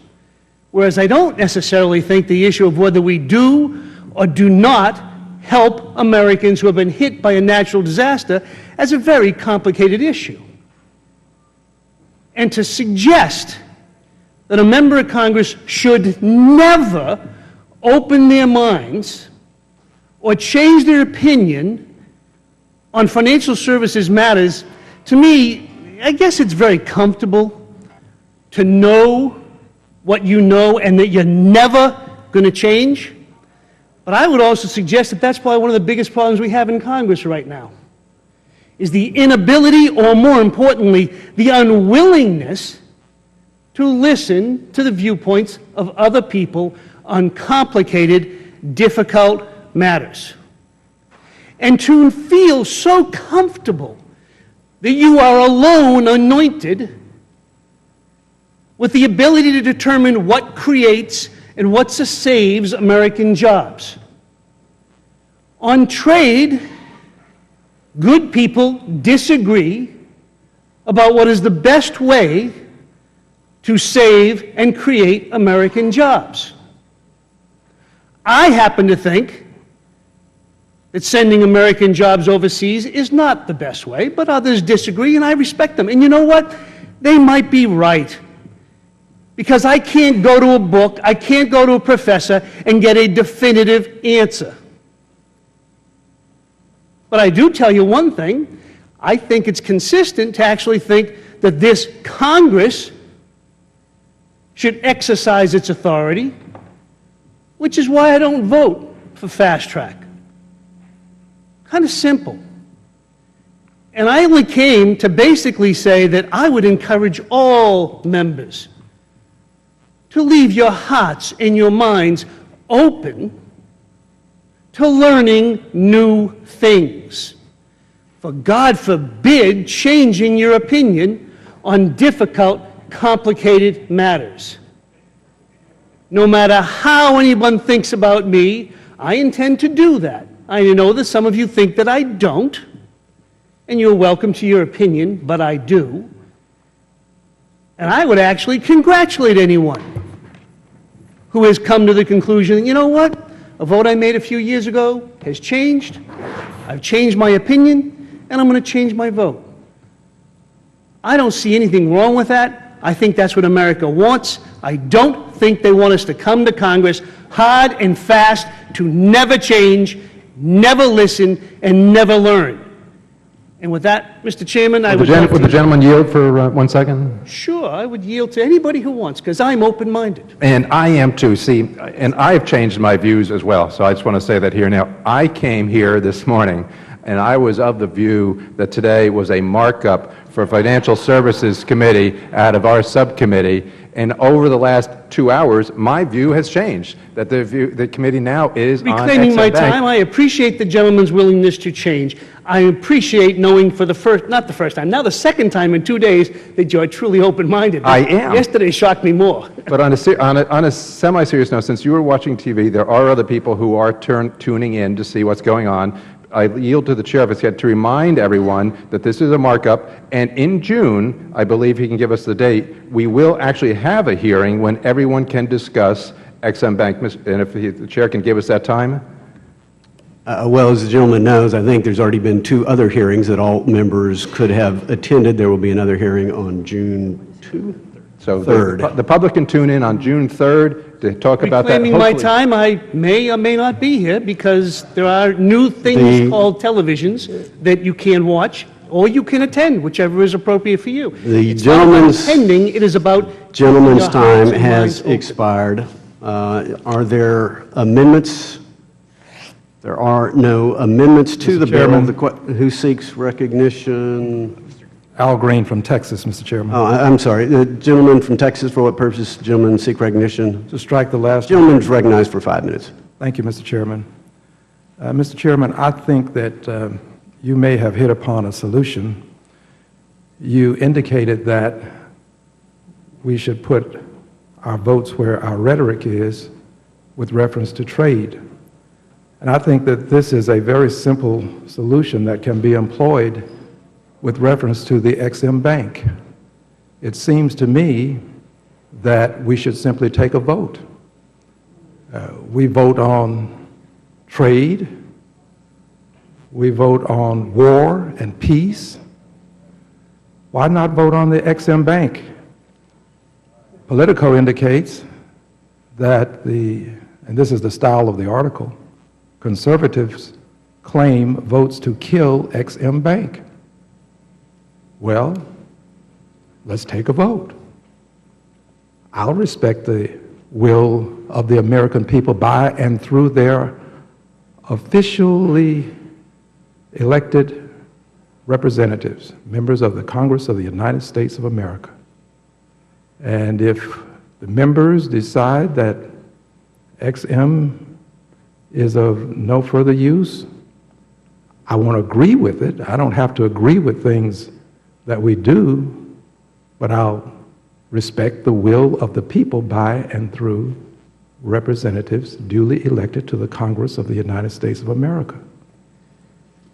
I think your solution is a good one, and I would recommend that we not only have a hearing, but we at least take a vote and let the votes fall wherever they may, and let the will of the people dictate. I yield back. Gentleman yields back. Are there any amendments? If not, the question now occurs on adoption and reporting the bill favorably to the House. Those in favor shall signify by saying aye. Aye. All those opposed shall signify by saying nay. In the opinion of the chair, the ayes appear to have it. The ayes have it. For what purpose does the gentleman from New Jersey seek recognition? A recorded vote has been requested. All those in favor of a recorded vote shall raise their hand and be counted. A sufficient number having raised their hands, a recorded vote is so ordered, and pursuant to subsection C5 of Rule 3 of the committee rules, the vote on this question is postponed. Now, pursuant to notice, I now call up H.R. 1525. The clerk will report the bill, which was distributed in advance. H.R. 1525, to require the Securities and Exchange Commission to make certain improvements to Form 10K and Without regulation. objection, the bill is considered read and open to amendment at any point. The chair recognizes the gentleman from New Jersey, Mr. Garrett, the sponsor of the legislation, for 5 minutes. I thank the chair, and also just to recognize the chair that today is the first markup in the revitalized, reformed room that we're in right now. A tip of the hat goes to the architect of the Capitol, who was able to do with tens of thousands of dollars to try to fix one little problem, which was the audio-visual system in here, and instead, based upon the half a dozen signs that we see, watch your step, apparently made the room even more inaccessible and dangerous to walk in. And by seeing the limited amount of seats up there for the American public to view what's going on in this here, made it even more inaccessible for the American public to know what Congress is doing. So a tip of the hat to the architect of the Capitol for wasting American tax dollars in the manner that they did. But let us now get to the matter at hand, my bill. H.R. 1525. This is the Disclosure, Modernization, and Simplification Act, which has enjoyed unanimous support, and I repeat, unanimous support and bipartisan support from this committee in the past, when this committee passed by a vote of 59-0 during the last Congress. What does the bill do? A couple things. It would direct the SEC to modernize our current disclosure regime in 3 ways for the benefit of both the issuers and the investors. First, it would require the SEC eliminate any outdated or duplicative disclosure requirements that are not material to investors, to further scale the disclosures for emerging growth companies and small issuers. Second, it would allow issuers to file a summary page of their annual report that would include cross-references to material information included in this report. And thirdly, it would require the SEC to produce a broad study on how best to, among other things, utilize technology in order to improve delivery and presentation systems for disclosure, and a requirement that the SEC commence a rulemaking in order to implement some of these ideas in the study. These provisions would help bring our disclosure regime into the 21st century, while at the same time address the SEC Chair Mary Jo White's referred to as information overload, which has been caused by an increase in length and complexity of the quarterly and annual reports of public companies. Finally, as part of the Jobs Act, Congress directed the SEC to review its existing disclosure requirements and identify ways to make our current disclosure regimes less burdensome for issuers and more useful for investors. So while the SEC produced a report a couple of years ago in 2013 that identified a number of those obsolete and duplicative requirements that could have been addressed, unfortunately, the agency has yet to act upon them. And so this legislation will help reduce some of that unnecessary bloat of our current disclosure regime, while at the same time ensure that investors receive all the material information they need about a company and in order to make informed decisions and voting decisions. I again thank members of both sides of the aisle for their unanimous support of this legislation in the past and urge the committee to adopt the underlying bill. With that, I yield back to the chairman. Gentleman yields back, who seeks recognition. Are there any amendments? There being no further discussion or amendments to the bill, the question now occurs on adoption, reporting the bill favorably to the House. Those in favor shall signify by saying aye. Aye. All those opposed signify by saying nay. In the opinion of the chair, the ayes appear to have it. The ayes have it. For what purpose does the gentleman from New Jersey seek recognition? Thank you, Mr. Chairman. Ask for a recorded unanimous vote. Recorded vote has been requested. All those in favor of a recorded vote shall raise their hands and be counted. A sufficient number having raised their hands, a recorded vote is so ordered, and pursuant to subsection C5 of Rule 3 of the committee rules, the vote on this question is postponed. Now, pursuant to notice, I call up H.R. 1675. The clerk will report the bill, which was distributed in advance. H.R. 1675, to direct the Securities and Exchange Commission to revise its rules so as to increase the threshold amount for requiring Without objection, the bill is considered read and open to amendment at any point. The chair recognizes the gentleman from Illinois, Mr. Holtgren, the sponsor of the legislation, for 5 minutes. Thank you, Mr. Chairman. Today I'm pleased to speak in support of H.R. 1675, the Encouraging Employee Ownership Act of 2015, or EEOA. I first want to start by thanking my good friend and colleague, Congressman John Delaney, as our lead co-sponsor on it. The EEOA is simple. It raises the outdated threshold for enhanced disclosure from $5 million to $10 million, keeping pace with inflation. The EEOA increases opportunities for employee stock ownership, which is important to boosting a company's performance. EEOA would make it easier for companies in Illinois and nationwide to let hardworking employees own a stake in the business they are a part of. When employees have a stake in the company they work for, their sense of ownership over details large and small make a real difference to the bottom line and, just as importantly, to the quality of life of the employee. The business in turn receives a large boost in productivity, enabling it to expand its reach and invest in new technologies and equipment. This benefit also helps companies attract top talent, even if the company is just starting out. Unfortunately, some companies are shying away from offering employee ownership because of regulations that limit how much ownership they can safely offer. SEC Rule 701 mandates various disclosures for privately held companies that sell more than $5 million worth of securities for employee compensation. In 1999, the SEC arbitrarily set this threshold at $5 million without a concrete explanation for why investors would experience difficulties with sales above this number. For businesses who want to offer more stock to more employees, this rule forces those businesses to make confidential disclosures that could greatly damage future innovations if they fell into the wrong hands. The Encouraging Employee Ownership Act would address this problem and open up more opportunities for employees to share in the companies they work for every day. EEOA builds off the Jobs Act reform to Rule 12G, which increased the numbers of shareholders of record that a company could have without SEC registration from 500 to 2,000, and exempted employee compensation securities from the registration requirements. This idea, championed in the Jobs Act that the law should treat employee compensation securities differently than traditional securities, has not been extended to SEC Rule 701.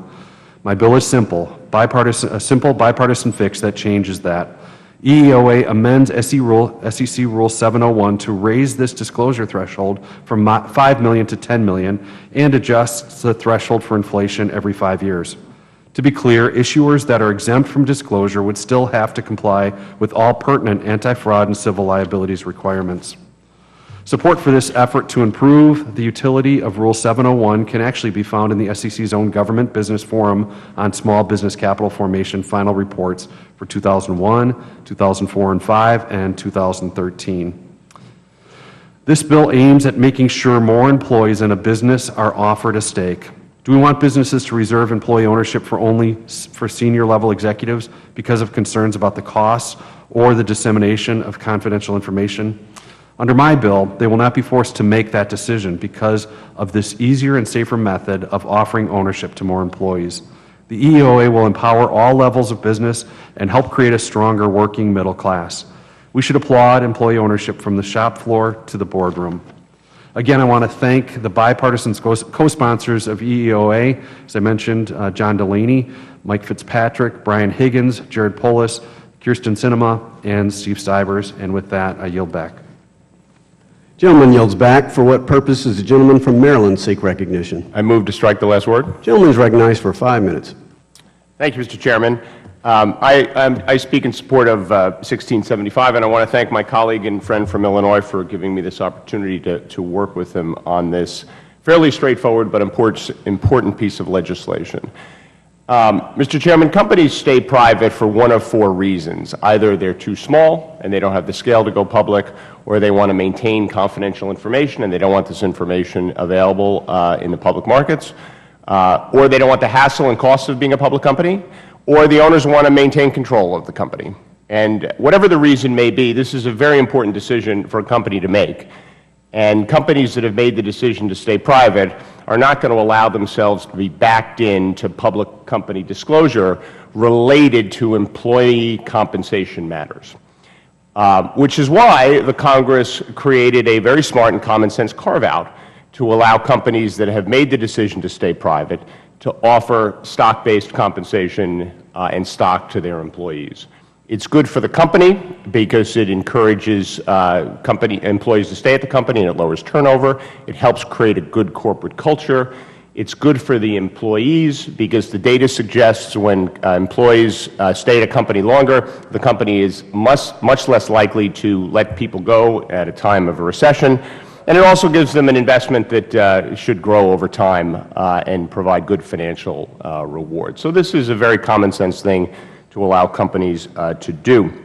As my colleague very clearly indicated the carve-out that was created to allow private companies to offer the stock-based compensation has not been updated for some time, and what this bill does is simply update it to be consistent with inflation. So again, I think this is a very straightforward bill. It accomplishes an important objective, which is allowing private companies to give stock to their employees, which is good for the company and, most importantly, good for the employees. And that's why I support the bill and appreciate my colleagues giving me the opportunity to work with them on it. And since we're speaking of employees, Mr. Chairman, and I see my colleague from New Jersey has left, I don't want to miss the opportunity to say that I think the men and women who actually worked on this room did a very nice job. So not meaning to be disagreeable about that, but I wanted the record to at least have an alternative view of their performance on our nice new room. So with that, I yield back. Gentleman yields back. For what purpose does the ranking member seek recognition? I move to strike the last word. Gentlelady is recognized for 5 minutes.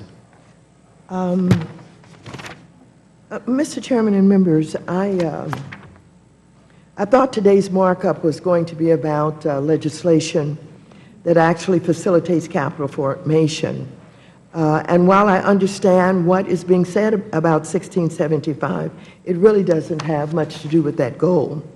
Instead, this bill really does restrict the amount of information that a private company must provide to an employee in the event they're compensating that employee with stock.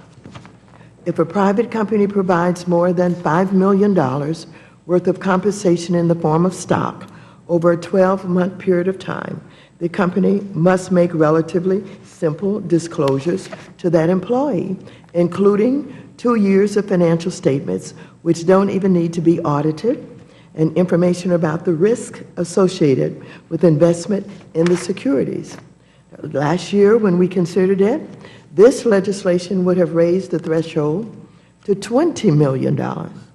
Well, I suppose that my friends on the opposite side of the aisle understood that a 400% increase is just a high limit that was biting off more than they can chew. But even at $10 million, the fundamental concerns still remain unaddressed. Professor Gabaldon, in her recent testimony before the subcommittee, expressed opposition to the bill, stating that employees deserve no less protection than investors, may be more susceptible to suggestion, and may be at a disadvantage compared to other minority shareholders who may receive more information pursuant to other exemptions. Professor Bullard echoed similar concerns in his testimony before the subcommittee and noted that to take advantage of the bill, an issuer would have at least $34 million in total assets.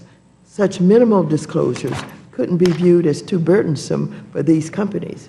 He also expressed concern that H.R. 1675 only encourages employees to own more of their employer's stock, exposing them to concentration risk in retirement accounts. He recommended that if Rule 701 is going to be changed, we should be promoting diversification and encouraging offerings that increase the number of employee shareholders.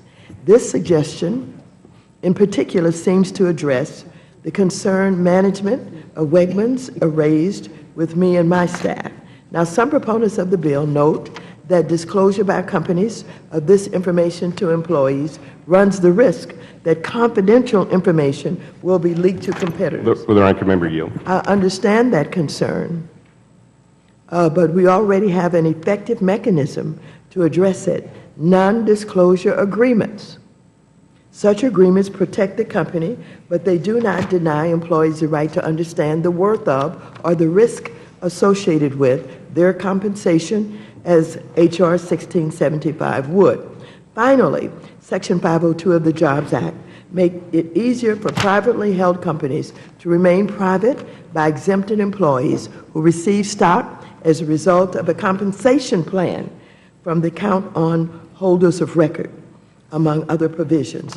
Because the Jobs Act allowed companies to stay private longer, if not forever, I'm concerned that we would be enabling companies to encourage overinvestment by employees in a company that they cannot value and that may never permit them to sell except back to the company. I continue to oppose the bill. I respect my colleagues and their discussion about the company being private, but I do not believe that this does anything to protect the... Will the ranking member yield? Yes, I'll yield. Thank you. So 3 points. I think the first thing is this was a good idea in 1988. It's still a good idea today because we're really not changing anything. We're simply just adjusting the levels for inflation. And across the 90s, several recommendations said that this kind of adjustment should be made. So we're really not changing the fundamental thrust of Rule 701. The other things is companies will simply make a decision not to give this stock if they're required to disclose. That will clearly be the decision they made, and that doesn't seem to help either side. And then thirdly, and very quickly, if this diversification question is intellectually interesting, but I'm not sure it's practical, because for many of these employees, this is the only equity securities they have. So you can't force someone to diversify if they have no other equity investments other than the stock in the company. Time of the gentleman has expired. Before recognizing our next member, I wish to make an announcement that we have been rejoined by the gentlelady from Wisconsin. Many of you are aware that she has recently lost her sister. On behalf of the committee, our sympathies, our prayers, and our thoughts go out to the gentlelady from Wisconsin, and we want to recognize your return. For what purpose does the gentleman from New Jersey seek recognition? Strike the last word. The gentleman is recognized for 5 minutes. So great minds think alike. I was about to make the 2 of those 3 points that the sponsor was just made. But let me just do it this way then very quickly, is to the ranking member's comment. I'm looking back here as what the SEC addressed the points that she's raising now. The SEC noted in its rulemaking, quote, because the compensation individuals has some business relationship, perhaps extending over a long period of time with the securities issuers, that person will have acquired some, in many cases, a substantial amount of knowledge about the enterprise. And here's the key part. The amount and type of disclosure required for this person is not the same as for the typical investor with no particular connection with the issuer, end quote.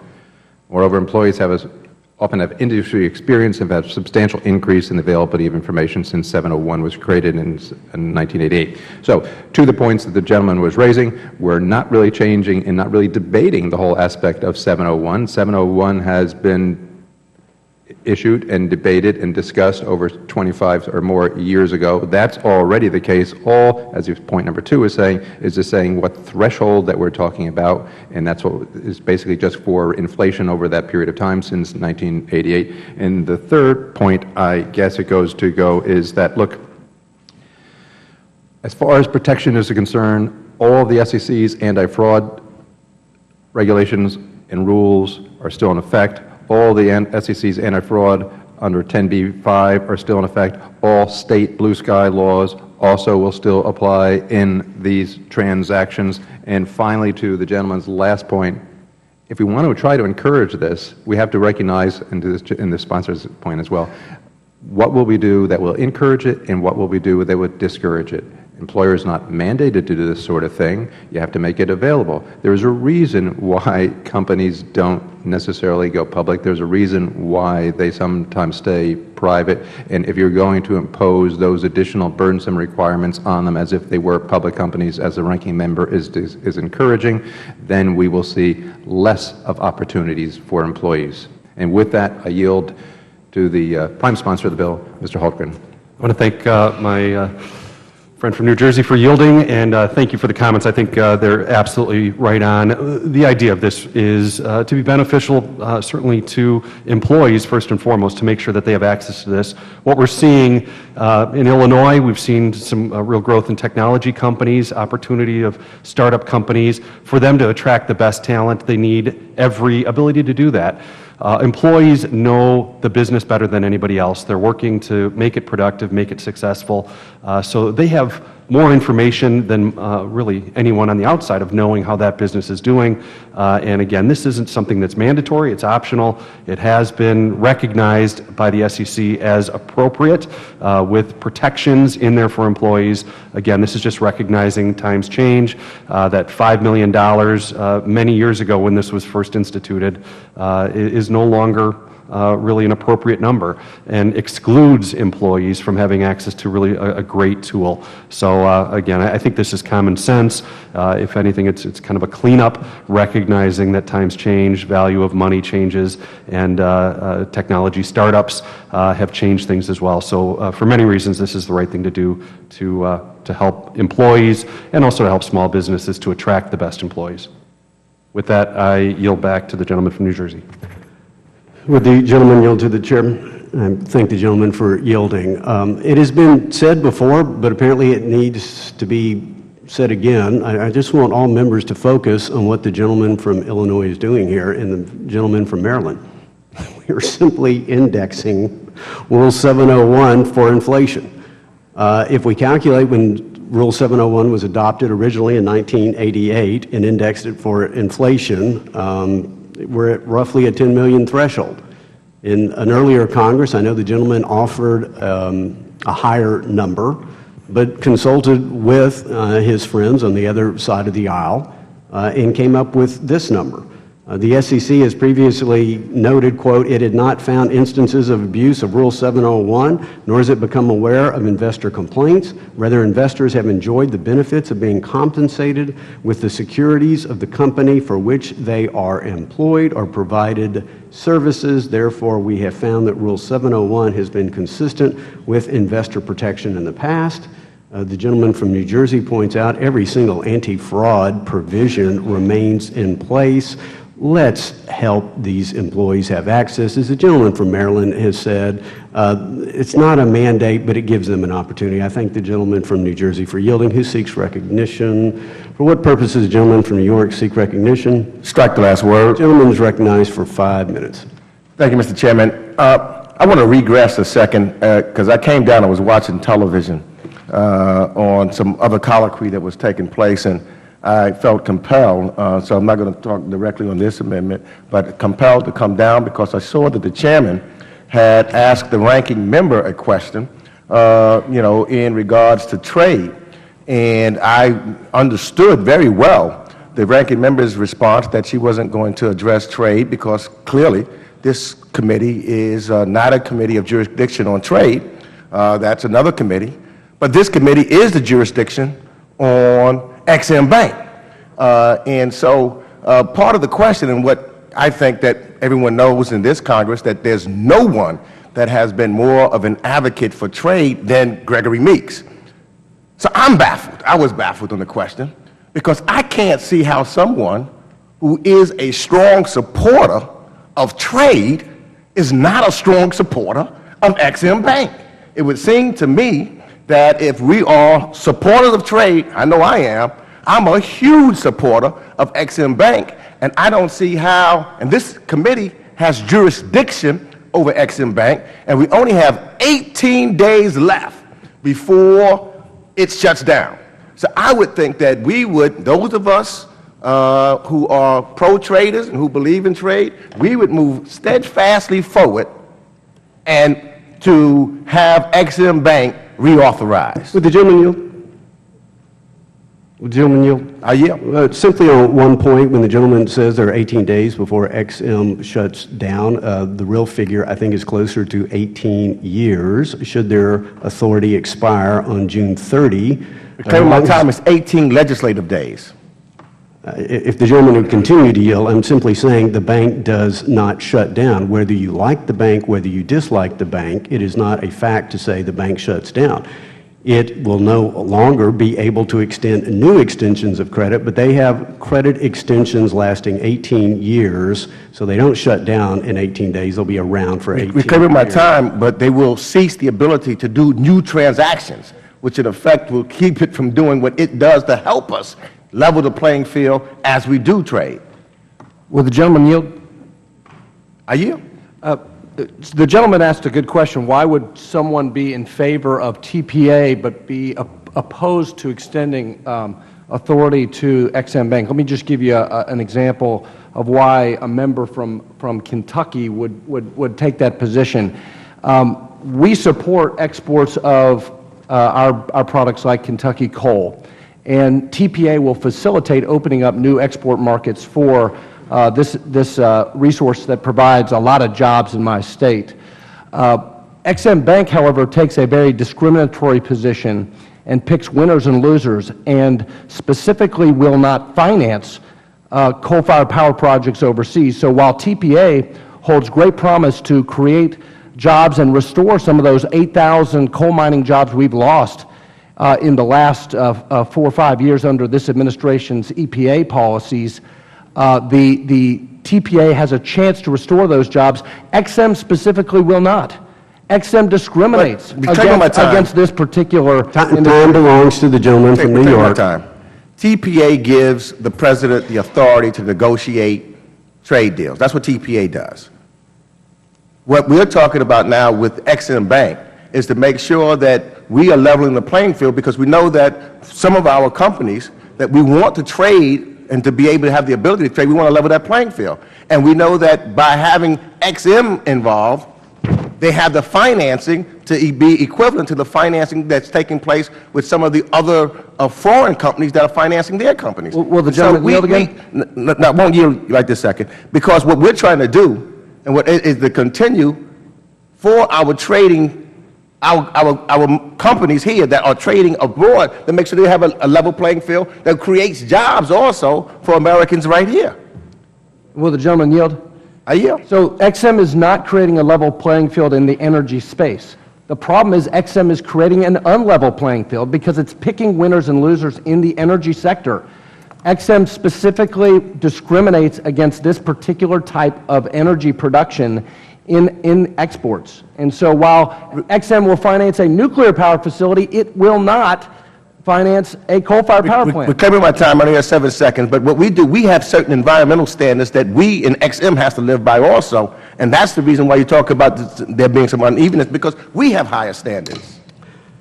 Time of the gentleman has expired. Who seeks recognition? Are there any amendments? For what purpose does the gentleman from Pennsylvania seek recognition? Move to strike the last word. Gentleman is recognized for 5 minutes. Thank you, Chairman. I want to just get back on the subject of the bill at hand and thank Mr. Holtgren and Mr. Delaney of Maryland for this bipartisan approach on something that I think is really important. Like I'm sure all the members here on the committee, I visit a lot of small businesses throughout my district back in Bucks County, Pennsylvania, when we're back home in our district work periods, and I'm always surprised at the number that I see, that I didn't know, of employee-owned organizations in our community. And there seems to be a difference among the attitudes and sort of the commitment, the ingenuity of the employees of those organizations. This is a choice for every business owner whether or not to participate. But in a town where we have a lot of discussion about income and wage disparity and moving wealth to the middle class, this is a great opportunity for business owners to engage their employees as owners of the business and to begin to generate wealth for those employees beyond their 401ks and their personal savings. And so I just want to encourage all the members to take a hard look at this bill. Back in 1988, I think this was all said about the inflation index. $5 million or $10 million back then was $5 million today. I mean, we do too many bills in Washington where we just set a threshold and then we don't revisit it for, I think this has been 27 years. We need to not only reset the threshold to $10 million, we need to index it to inflation so we don't have to continue to revisit this issue. So I've become, just from meeting with businesses in my district, a large proponent, a big proponent of ESOPs, specifically employee-owned organizations. Good for the employee, good for the employer. I think we've all seen too many examples of hardworking business owners who created a business, didn't have either employee ownership or continuity planning, and so when that owner who founded a business passes away, if there's not another generation to take that business up, unfortunately too many of those small businesses get sold off in pieces and parts and the employees all lose their jobs. So this is This is a way to transfer wealth and also take care of the next generation of employees in the organization. So I just wanted to comment on the sponsors of the bill. Thank you for the introduction. Proud to co-sponsor it and to support it, and we hope to see this bill become law. Will the gentleman from Pennsylvania yield? I will. I want to thank the gentleman for his comments and for his support of the bill. And as he was making his thoughtful and on-point observations, it made me think about another comment I wanted to make about the bill, because we're talking about increasing something from 5 to 10 million, which is the rate of inflation from 1988 to today. But in reality, what this bill deals with is the amount of equity securities that can be made available to employees. And since 1988, the return on equity in the private sector has been higher than the rate of inflation. So if we were simply adjusting this provision for the reality of the underlying securities we're talking about, we would be raising this depending upon, if you thought the return on equity across the 25 years was 7%, you'd probably be raising it to 25 to 30 million. If you thought it was 10%, you'd probably be raising it to 30 to 40 million. So in reality, this raised to 10 million, which is obviously I support, it's tied to the rate of inflation. I have had the privilege of co-sponsoring this bill with my colleague, really is still lagging from the decision that was made by the Congress in 1988 with respect to the matter. So it's an important point to make, because when we say 10 million, we're really still lagging what's really happened to return on equity over the same period of time, which is actually the benchmark that should be thought about when we think about escalating this. So I yield back. Time belongs to the gentleman from Pennsylvania. I yield back. Gentleman yields back. Back to last word. For what purpose does the gentleman from Massachusetts seek recognition? Chairman, Move to strike the last word. I do, yeah. Thank you. Gentleman is recognized for 5 minutes. Thank you, Mr. Chairman. I just want to take some of my time here and talk about the comment, picking winners and losers. And I know the gentleman from Kentucky mentioned that in the energy space, Ex-Im Bank is picking winners and losers. But you've got to take a look at this broadly. The French Ex-Im Bank is picking winners and losers too, and they're picking the French nuclear industry, nuclear power industry. They're picking the French rail industry. One of our local companies just lost out a huge bid in the Massachusetts area. We lost out to a French company, came in, took over the commuter rail, backed by the French company, backed by the French Ex-Im Bank. Same thing's happening with China. The Chinese Ex-Im Bank is picking winners and losers. Not surprisingly, they're picking Chinese companies to compete with us all over the world and to move their industries forward. Germany, doing very well. Their Ex-Im Bank is backing German companies all over the world, competing against our companies. The EU as a group has an Ex-Im Bank picking, they'd rather pick Airbus. We're picking Boeing. The Japanese as well, huge Ex-Im Bank, pushing Japanese companies. All those countries, all those Ex-Im banks are picking winners and losers. They're picking French winners, the Russian gas industry, another player in the energy space, backing Russian gas companies, coal companies, oil companies, pushing winners and losers, but Russian winners and American losers. So, would the gentleman yield? Just let me finish my thought, and I'll let you go. So, what you are suggesting by eliminating the Ex-Im Bank for the United States companies is unilateral surrender. We're going to surrender now. We're not going to do this anymore. But trust me, those other countries, they're going to keep on pushing their product. They're going to keep on pushing Japanese jobs and Chinese jobs and Russian jobs. And you're suggesting that the United States should surrender unilaterally without getting any type of agreement from these other companies to stop playing this game. And I think, I've got companies in my district that do very well. They're not supported in many cases by the Ex-Im Bank, but they have to rely on other forms of competition. They're in areas that they can compete in without support. Some receive a small amount, of course. I don't begrudge any U.S. company that actually needs the help and gets help from the Ex-Im Bank to save American jobs. I'm an American. I support American jobs. I don't care if they're in Seattle with Boeing. I don't care. I want our jobs to stay in the United States. And if I have to be a little bit less parochial and have Texas make out or Kentucky make out or Georgia or Washington, I'm good with that. I'm good with that. But we cannot just drop our hands and stop fighting for American jobs, and that's what the elimination of the Ex-Im Bank would do. Will the gentleman yield? I would. I would like to say a little bit about these winners and losers. You know, in Mr. Barr's district, you have some winners. You have some winners in your district, and I think you ought to know that whether it is Alltech Incorporated or Bullard or Freeman Corporation or Kentucky Performance Products or Electro Dryer, Link Belt Construction Equipment and Company, or the pizza ovens, I think you should be proud that they are the winners. So you receive about $66 million in export value in your district. Now, I don't know why you would be opposed to the support. Will the gentlelady yield? No, I will not. Okay.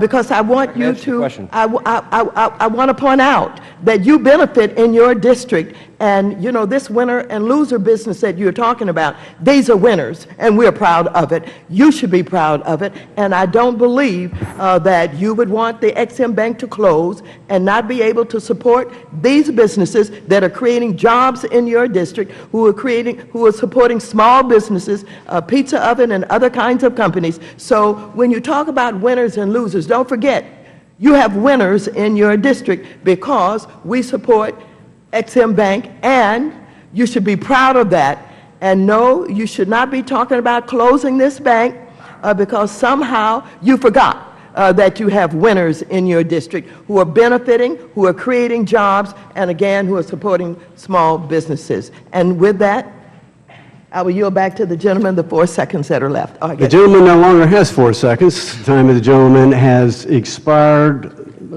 Yeah. For what purpose? The gentleman from New Jersey? Strike the last word, and I would like to yield now to a true winner from Kentucky. Mr. Barr. Well, thank you for yielding from the winner from New Jersey, and I appreciate the commentary and the arguments offered by both the ranking member and my friend, the gentleman from Massachusetts. And if I may offer a bit of a response to that, the ranking member mentioned a company in my district, Electro Dryer, which she says is a winner from the Ex-Im Bank. And so I took the opportunity to actually call the CEO of Electro Dryer a friend of mine. I know this company. It's a small business. One of these winners, a beneficiary of the Ex-Im Bank, highlighted as one of the great examples of the success of Ex-Im Bank, cited by the ranking member. Do you know what the CEO told me? He said, yeah, we used Ex-Im financing. We did. We tried it. But you know, we quit using Ex-Im financing because the paperwork was so complex. We just went and got private financing, which was superior to Ex-Im financing. Now, with respect to the comments from the gentleman from Massachusetts, it would be one thing if we were saying, well, the French credit agency is picking French winners, and we would be surrendering. We're not surrendering here. If the American Ex-Im Bank was actually supporting American jobs instead of discriminating against American jobs, jobs that we have lost in eastern Kentucky coalfields because of the oppressive policies of this administration. If you want to support jobs in eastern Kentucky, you reopen these coal mines. You get these coal miners back to work. You roll back these burdensome EPA regulations that have put 8,000 of my fellow Kentuckians out of work. These are good paying jobs. These are $70,000 a year jobs. These are paychecks that support families. And because of reckless policies from this administration, these men and women are no longer working. So if you want to talk about jobs, don't talk about Ex-Im Bank. Talk about rolling back Environmental Protection Agency regulations that are literally pushing Kentuckians into poverty. And with that, I'll yield back. Would the gentleman yield? The time belongs to the gentleman from New Jersey. We yield to the chair. I just wanted to say from the gentleman from, one, I want to say to all members, I think there is a very principled debate to take place on Ex-Im. I appreciate and respect all views. I am somewhat curious where many of you have been on the 2 previous hearings that each and every member had the option to attend for, I think, the third time. I would encourage you to all attend on June 3rd, the next hearing. Meanwhile, there is a number of bills that are aimed at capital formation for our startup companies, our early growth companies, that I hope this committee will pay attention to now, since there have been 2 previous opportunities to engage in the XM debate, at least one more opportunity to come up.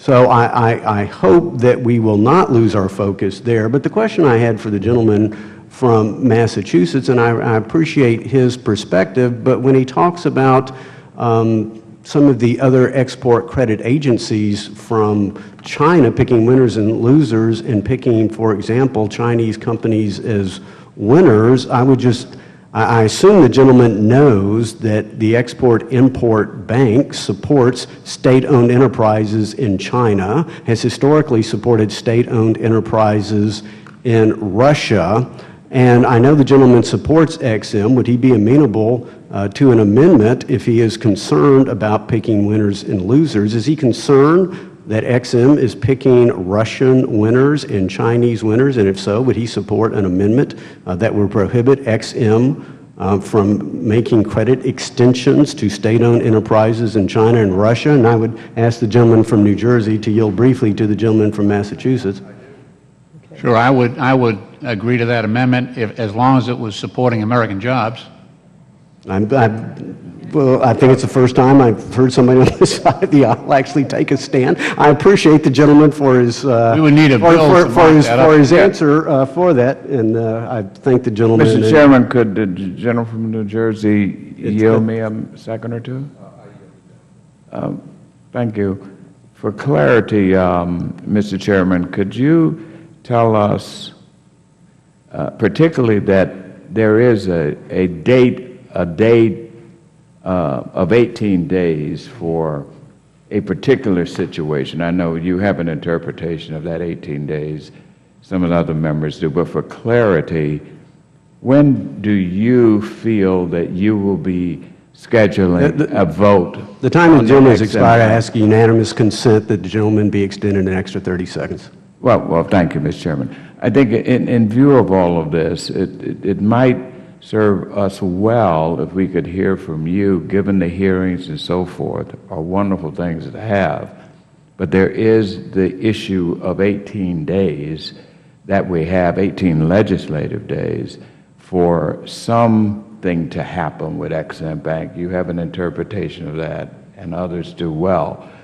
Given that 18-day deadline that we are facing, could you give us some clarity as to when there will be, or you will schedule a vote on an up or down? Chair asks for unanimous consent for an extra 30 seconds. So again, as I have announced, we've had 2 previous hearings on XM. We will have another hearing on XM in the first week of June. I will continue to listen to members carefully about their wishes, and I will look carefully at legislation that is supported by a majority. Well, will that be a legislative hearing, Mr. Chairman, on the legislation? You can talk about, the gentleman from Georgia can talk about any legislation he wishes to talk about. But what I'm after, Mr. Chairman, is simply some clarity on when you feel there will be a vote in time for us to I've provided as much clarity on the subject that there is to be provided. On the vote, Mr. Chairman? Whether or not we're going to have the vote? The chairman is not committing to a vote. The chairman is committed to a hearing. The gentleman from Georgia can talk about any bill he wishes to talk about. Everybody's time has long since expired. For what purpose does the gentleman from Washington seek recognition? I move to strike the last word. Gentleman's recognized for 5 minutes. Thank you, Mr. Chairman. I'm not sure how effective it's going to be asking a room full of people who tend to lean toward the ADHD spectrum to keep their focus on this. But let me get this out of the way right away. I don't know how I'm going to vote on TPA. Before you ask the question and interrupt me, I lean no. I reserve judgment till I see the final wording. Secondly, I feel no need to defend the previous vote of the ranking member. Frankly, I don't think it was defensible. But here's what I heard her say, reminiscent of one of my favorite expressions ever. When I make a mistake, I admit I'm wrong. What do you do? and I think it speaks to considerable virtue, and I thank her for that. Thirdly, with respect to the remarks of the gentleman from Kentucky, I understand his frustration. I truly do. The problem was it's just not accurate. The policy of the XM as it relates to coal has never been implemented. It's never been implemented because the Congress has passed language in the appropriations bill to prevent it from being implemented. So my question would be, if you're concerned with that policy, which has never been implemented, why not bring reauthorization to a vote with language in it which prohibits it, which is exactly what the gentleman from Tennessee, Congressman Fincher's bill, does. Look, with all due respect and modesty, today's hearing is about capital formation for small businesses. And again, with every effort at modesty, I will suggest this is a topic about which I know something. I had the great privilege to co-found a business with 2 employees and grow it over time to 300 employees. I had the great privilege to, for many years, be a member of the Seattle Alliance of Angels, making early-stage startup investments in companies. Frankly, I wish I'd been a little better at that. But the fact of the matter is, I've read more business plans than books in my life. Fact of the matter is, with the single possible exception of my friend from Maryland, I doubt there's a single person in this committee who has been through the process of reading proposed business plans by startup companies than me. I know something about capital formation for new businesses, and I know something about private markets, and I know there are stubborn myths that have taken root in this committee about private markets working perfectly. They do not. Because the truth of the matter is, with private markets, in private markets, small companies who use community banks to get working capital loans so they can sell the products overseas often don't get access to capital. They don't, because the community bank is unwilling and unable, and it would be imprudent for them to make loans for an international sale, if you will. In private markets, credit insurance on accounts receivable is available only on a very large scale. I have a business in my district named PepsiCo, which produces traffic cones and traffic signs. Not too many months ago, they sold $65,000 of those into the Netherlands. The private market would not meet their need, period. Period. So there are lots of myths abounding. One of the other ones is that this is the Bank of Boeing. And I want to remind you, as I have before, Boeing has 15,000 supply chain businesses. All they do is assemble. And a goodly number, thousands of those businesses are small. One of my favorite things to do when I'm home, and I suspect it's true of all of you, is to visit small businesses. A couple of weeks ago, I visited 2. AIM Engineering and J&P Machining, each with about 150 to 200 employees, almost exclusively providing parts to Boeing to assemble the finest airplane made on the face of the planet. And in the instances of J&P Machining, it was a business started in the garage of the current CEO's father, literally. Now they operate dark 14 hours a day. They manufacture parts through a completely automated process, 14 hours a day with nobody on site. And it's an amazing thing, and they're growing, double digits every year. They've bought additional land. They hope to put up an additional business or an additional building and invest, risk considerable amount into these machines to help create these parts, to help build these greatest airplanes. Those are the businesses that are effective. Small businesses started in garages, built over time by taking risk, by trying to look around the corner and see the future. So at the end of the day, it seems to me that if our focus here is on access to capital and job creation, then we ought to hold the vote. The Chair opposed subjecting reauthorization to regular order at the beginning of this term. Now he's saying we're going to have a hearing. But I'm saying hold the vote. Let the majority will of this committee, of this chamber, work itself out. Hold a vote. Thank you, Mr. Chair. I yield back the balance of my time. The gentleman yields back. Do we have another speaker?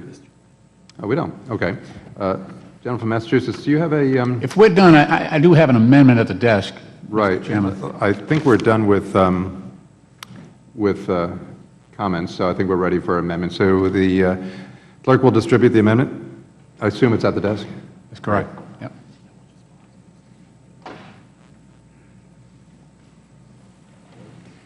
So we will pause from a XM discussion for the time being while it's being distributed.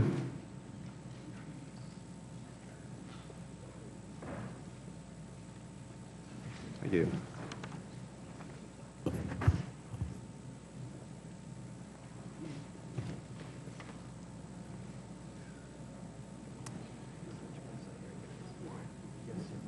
And it looks like the amendment has been distributed. I think so. Mr. Chairman. Clerk? Yeah. Mr. Chairman, I'd like to reserve a point of order. A point of order has been reserved by the gentleman from Virginia. The clerk now will report the bill. Amendment offered by Mr. Lynch. Rather, the clerk will report the amendment. Amendment offered by Mr. Lynch. Strike Section 2 and insert the following. Section 2, additional disclosure under... Right. Without objection, the reading of the amendment is dispensed with. The gentleman is recognized for 5 minutes on his amendment. Thank you, Mr. Chairman.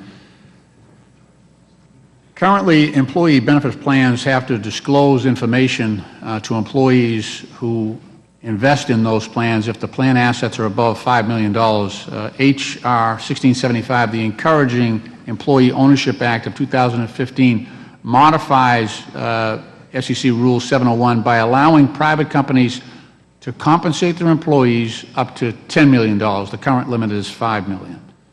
And it also indexes that for inflation. So we go from $5 million to $10 million, which is doubling it, and then it applies an indexing thereafter.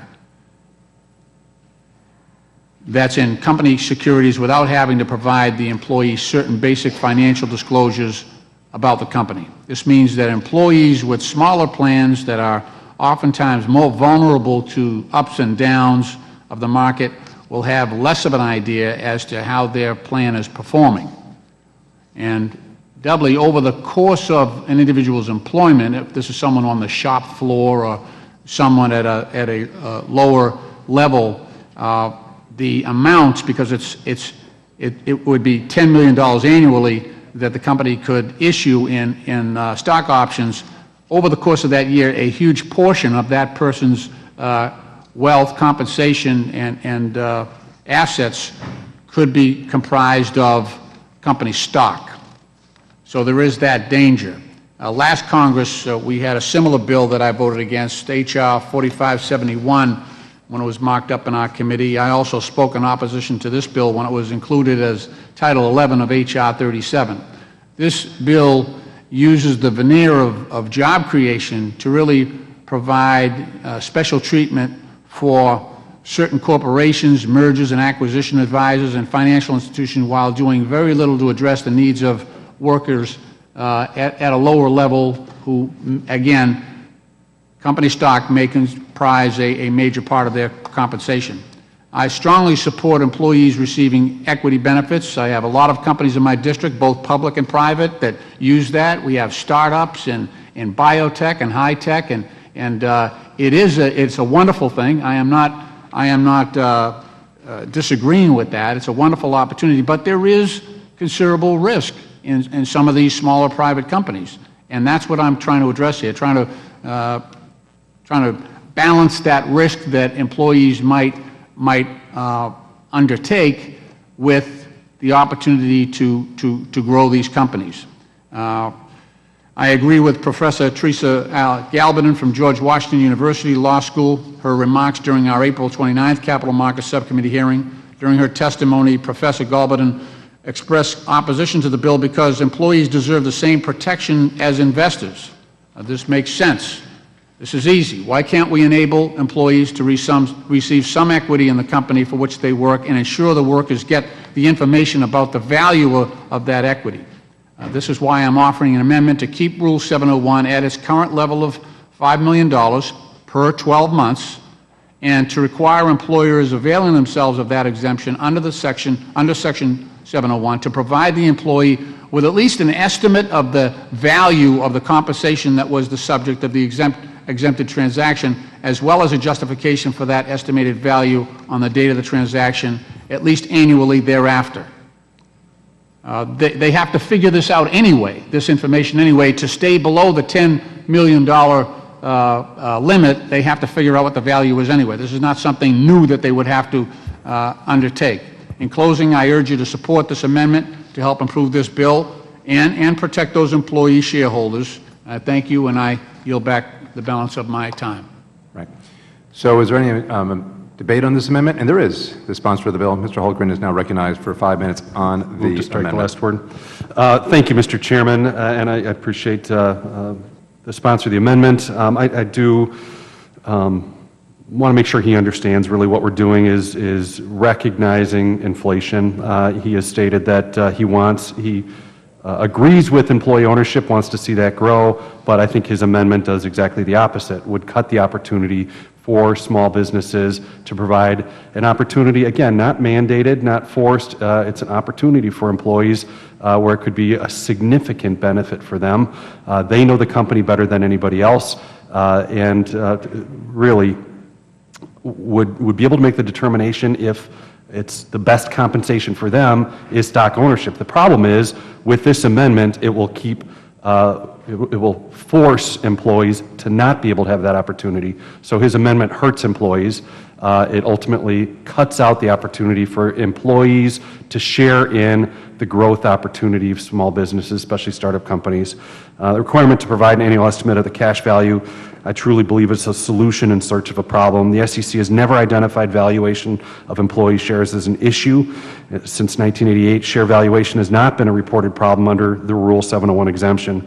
The sale of the securities is a transaction that requires valuation, if nothing more than for determining the tax consequences to the employer or employee. So the employee purchaser already receives information about the value of the shares.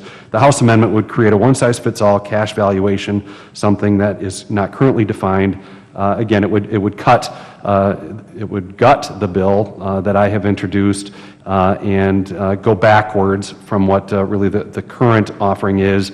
And I think very clearly from my talking with small business owners would do exactly the opposite of what I think the sponsor is attempting to do, which would be to give employees opportunity and information, instead would cut opportunity for them to share in this growth opportunity. Will the gentleman yield? Yes, I will. Thank you. The valuation issue has been a problem for employees.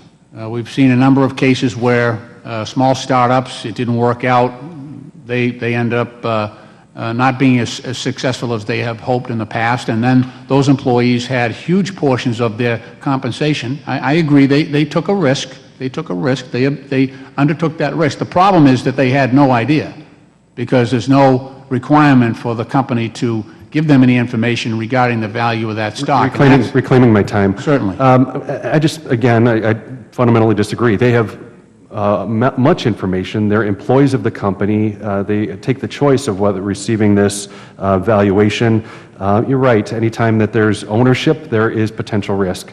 But there's also great reward potential. So the idea of your amendment, I think, your argument would, well, let's limit the risk, but you're also greatly limiting the potential reward of employees of sharing in growth. And we've heard story after story after story of small business startups that have become successful, people who started at the very ground level and have been able to share in that great success. So again, SEC has not identified valuation for employee shares as an issue or a problem. The fact that there is risk with starting up a business, certainly for owners, for people who have ownership share, there is always risk. But it's what makes this nation great is the ability to start up a company, to have a dream, to pursue that dream, to grow something of value, to benefit from that and have others benefit from it as well. And that is the goal of what my original bill would do, and unfortunately what this amendment would completely turn on its head, and even, I would think, take a step backwards from what the current 701 allows for. With that, I yield back. He's spoken already. We're speaking now on the amendment. Mr. Delaney has not spoken yet on the amendment. Yeah, would the gentleman yield? Okay. Move to strike the last word? Yeah. Okay. So a couple things, and I appreciate the gentleman from Massachusetts offering the amendment, but as someone who started two businesses and took them both public and gave stock to my employees while I was running the businesses, which turned out to be a good event for them, if I were to read this amendment, if I was running the company and said that I had to provide them an estimate of the value, and that's all it said, I wouldn't do it. I wouldn't give them the stock. Not because I wouldn't want to give them the stock, but I'd say, I don't know what this means. What if I'm wrong? What does that mean for the company? What are the consequences to do? And you'd sit around the table with your general counsel and you'd be talked out of giving the employee stock. That's how this would actually work in the real world, because you'd read this and it sounds simple. You should provide an estimate, but what if you're wrong? Can you get sued? Can you get held to other things? So you wouldn't do it. And I think that's a really bad outcome. And I think that, and this is related to my earlier point, when we think about going from $5 to $10 million, it's a doubling over, it's been 26, 27 years. But since these are equity securities, the market has done much better than the rate of inflation over that period of time. So this number actually should be much higher, right, than even 10 million. But it also underscores the point, which is why we want actually employees to get stock, because in fact, over time, owning equities has proven to be much better than sitting on cash. And we don't have enough retirement savings in this country to begin with. We have a looming retirement crisis. That's a whole other discussion. But at a minimum, I don't see the downside in getting more stock in the hands of employees who, as my colleague from Illinois said, they understand the company so well. In fact, in most public companies, employees are restricted from trading the stock for most of the year. They have limited windows after a company announces earnings for like 30 or 60 days where they can trade the stock, because in fact they have so much information on a day-to-day basis. Securities law prevent them from owning the stock, which is definitionally acknowledging that they know more about the company than the market does. So I'm not that worried about these employees getting the stock and making a decision. And look, of course there's going to be some risk. There's always going to be an example of some company who overinflated the value of their stock. They pumped it up. They gave it to employees. They told them, I can pay you less because you're getting all this stock. Of course that's going to happen. It's a big economy. But I think the overwhelming majority of these things end pretty well for employees. I think most companies care about their employees. They don't want to overstate the value of the stock. They want it to end well for them because that's good for them. And I think, you know, the one most important point I want to make is the more barriers we put for companies to offer these stocks, whether it be disclosure barriers or valuation barriers, the employers are going to exercise a very simple option, which is they won't do it. They absolutely won't do it, and they'll be talked out of doing it by their securities lawyers or their general counsel, because they'll say this will come with all kinds of attachments that could end badly for the company. So I respect what the gentleman from Massachusetts is trying to do with this. He clearly cares about workers. He clearly cares about employees. But my own opinion, respectfully, is that his amendment will have the opposite effect. It'll cause companies to give fewer stock to employees, which I don't think is a good outcome for anyone. Will the gentleman yield? Yes. I thank the gentleman. And I appreciate his, I know he is sponsoring this. He offers a great perspective because of his own business experience. I think it's important to remember that this isn't just startups. This is private companies. And we have some sizable private companies that, think about it, if you're able to give out $10 million per year in stock options to your employees, that's usually a pretty good-sized company. And you know, as someone who worked on an assembly line before, you know, I don't think that necessarily those folks at that level have the information, have the sophistication in many cases to follow the valuations of a company that is private. I just don't see it. So I'm trying to address people in that situation. And by the way, the SEC agreed with that. They did. And a number of people here have quoted the SEC decision. And by the way, the amendment to go to the $5 million limit was an amendment that was adopted by the SEC in 1999. So it's 16 years old. It's not 27 years old. Reclaiming my time? Sure. So if the gentleman's concern is about larger companies, I think it really is not necessarily well-founded, because volatility in valuations is much more correlated with smaller, fast-growing companies where people have limited information about their future prospects and they don't know how they're going to perform in the future, so they're harder to value.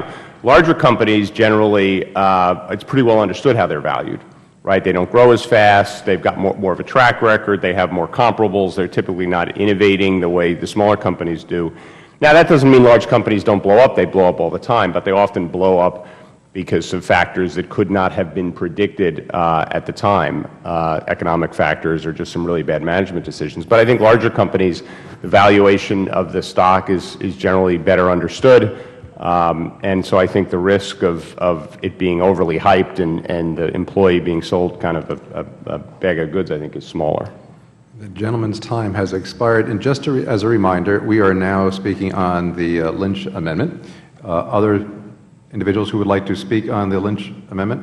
Are there? No? Then I will look to the gentlelady from California is recognized for 5 minutes on that amendment. I move to strike the last word. So ordered.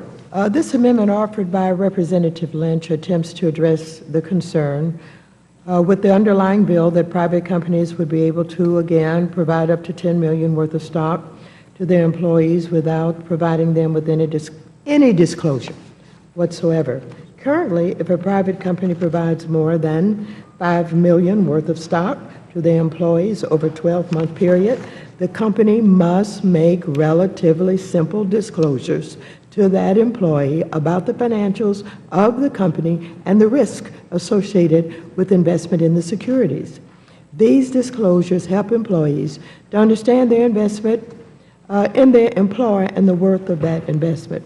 As I stated previously, I agree with the belief shared by our Democratic witnesses that employees deserve no less protection than investors and may actually be more susceptible to suggestions meriting additional safeguards. Now, Representative Lynch's amendment would modestly improve this issue by requiring companies relying on the exemption to provide employees that receive company securities pursuant to a compensation agreement on the date of the transaction and at least annually thereafter the cash value of such securities and a justification for such value. And, you know, I've listened to some of the debate, and I respect, you know, the experiences that various members have had. But, you know, I always believe that, you know, if you're not sure, you err on the side of the employees and their right to have basic information about, you know, what is happening with this compensation that's afforded to them. It is only fair that they should have some sense of what its worth is. They sign an agreement if it's provided, you know, through compensation, that they will not, they would not disclose information. And so whether it's a large company or a small company, this is about simply, you know, upfront information that employees deserve. I will yield to the gentleman from Massachusetts. I thank the gentlelady. The other issue here is taking it again from the viewpoint of the employee. If you're an employee on an assembly line or, you know, at the bottom of the ladder, so to speak, with some of these companies, and it's a small or, well, let's say the medium or a larger private company that is pushing out $10 million a year in stock options to its employees, for those medium and larger private companies, that compensation package for that employee can be a huge part of their savings. And so they've got a lot riding on that. And you would think that with the greater risks that they carry would require a commensurate amount of disclosure because of the risk involved. And that's basically what the SEC has agreed with. You know, I see what a wonderful thing stock option employee ownership has been with Gillette. Gillette is a big company in my district. It's public, so they give all the information. So those employees have benefited greatly from that stock option, and I give great credit to Gillette, one of the best companies in the world. And I know workers who went to high school with me that are now retiring that have done remarkably well, but they had that information up front, and they knew what the risks were, and they, it made them work harder. It was a positive thing having that information out there. This is not, something where I'm trying to, hamstring smaller companies. But I do think there's a balance to be struck here, and that these basic minimal disclosures are something that I think, as the SEC has pointed out, they have said that that large private companies and private company commodores appear to be comfortable with a greater disclosure requirement as the trade-off for greater use of the exemptive rule, going from 5 million to 10 million. So that's the commenters who weighed in on this issue before the SEC. And I yield back the balance of my time. Time of the gentlelady has now expired. Do I understand that the gentleman from Virginia wishes to withdraw his reservation of a point of order? I do. Okay. Is there any further discussion on, for what purpose the gentleman from Virginia? Last word. The gentleman is recognized for 5 minutes. So just briefly, a couple things. So to the two sponsors, I'll sort of throw these questions out. If you look at the bill, in reality, the bill is a pretty simple bill, isn't it? I mean, all you're doing is taking a law that's been on the books for a quarter of a century, that had dollar figures set back in, well, not 88, 98, and adjusting them up for inflation.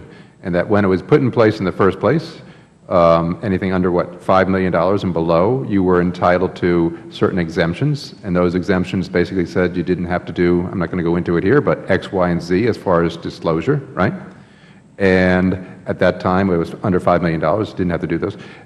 The SEC and Congress understood at that time by giving those exemptions, you would be doing what? You would be aiding and supporting stock ownership. And to get to the ranking member's comment that we need to err on the side of employment and employees, couldn't agree anymore. I think both sponsors of the bills would concur with her statement on that they want to err on the side of employees. And that's exactly what you're doing here, is erring on the side of employees by saying, how can we now 25 years later expand the opportunity, or perhaps not even expand it, but to keep it at the same level in the light of inflation, to additional employees? Would both gentlemen agree? So you're nodding your head. And conversely, if we were to adopt this amendment, you would be, I don't know if you used this word already, gutting your bill. I remember having a bill here once before last session, a bipartisan piece of legislation, and as we had the discussion, someone put in an amendment on Section 2 to conduct a study and then strike the rest of the bill, which basically, I said, let me understand this. It took out the entire execution clause provision of the bill, and we did a study, and oddly enough, that was done by the co-sponsor of the bill. But anyway, by doing what we're doing here with the gentleman from Massachusetts' amendment, you would be doing that, right? You would be gutting the bill, the intention of the bill, of the whether you want to classify it as an extension or just an increase in the opportunity, and not only gutting it, but then adding on an additional requirement. Is that correct? I'll throw it to either one of the gentlemen. I'll jump in first, if that's all right. And absolutely, it not only does it take away from our hope of expanding this opportunity to more employees. And again, this is an option employees have. They can choose if this is part of their compensation package. But it's only a choice if the company sees it as a legitimate possibility to offer it. Again, I think Congressman Delaney said it so well that, boy, there's plenty of reasons for them not to do this. Let's provide one that will open it up for employees to have a choice, have an option. But the amendment here would not only gut this, but it would even take what we currently have backwards. Right. And to Mr. Delaney, you raised the point, having been in the experience, I think there was a pretty neat argument that you made, and one that I didn't really think of off the top, when you said, if this requirement was in there, the question you would immediately ask is sit down with your lawyer, sit down with your counsel, and say, gee, how do we do this? I mean, on the face of it, sounds like it's not a bad idea to have information be shared.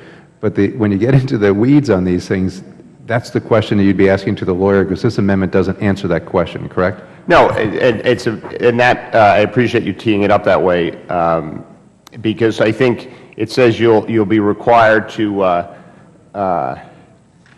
you'll be required to tell the employee what you think the estimated value is and a justification for that. And so the obvious question is, well, what if I'm wrong? Yeah. Right? And listen, people buy stocks all the time and they're wrong. People won't, run companies are wrong about the value of their stock all the time. And so if I were to say it's worth $10, but something could happen in the future it's worth $8, I'd say, well, we're going to get sued here. Right. And you'd be talked out of doing it. So you would therefore, unless you were public, because if you're public, you say, here's stock and it's trading today, so this is what it's worth.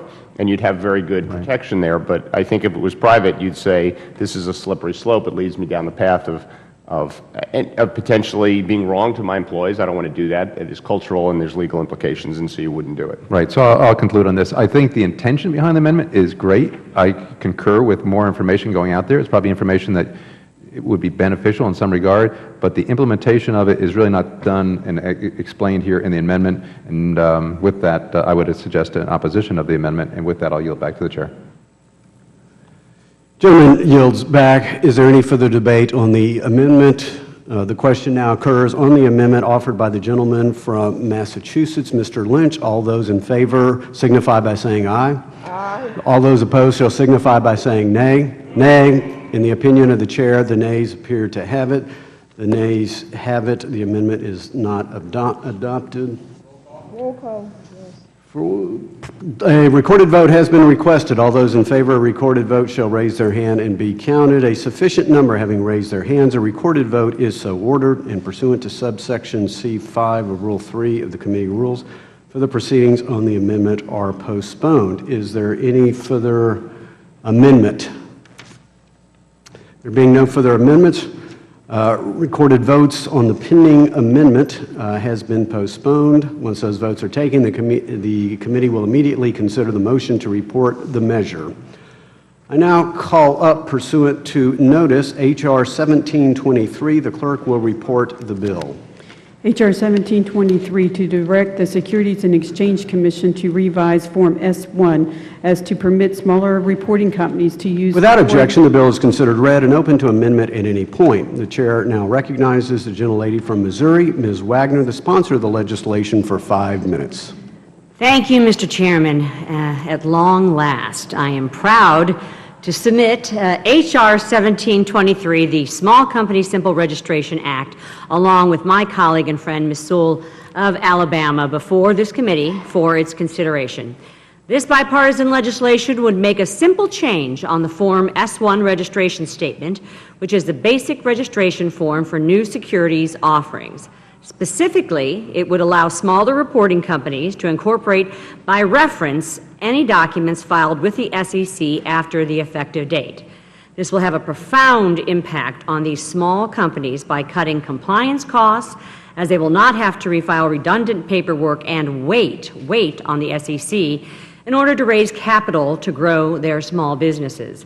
Mr. Kovacs with PTC Therapeutics testified earlier this year, Mr. Chairman, about their experiences with doing a follow-on offering inside of a year of their IPO using Form S-1.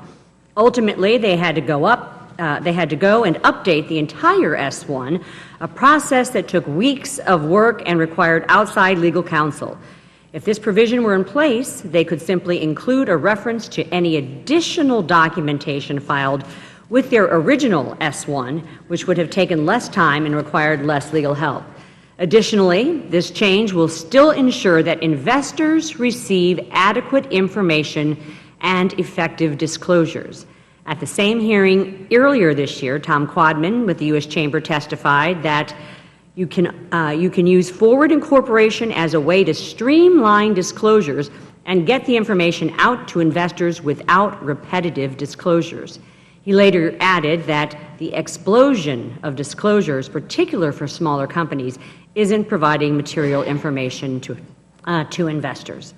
Last Congress, Democrat witness Professor John Coffey from Columbia Law School testified before this committee regarding this provision, stating that, I quote, "I believe this one does have real efficiency, justifications, and could help small issuers." Additionally, during markup last year, the ranking member testified that this provision quote, does make some sense, and that if this was the totality of the bill, that would be fine.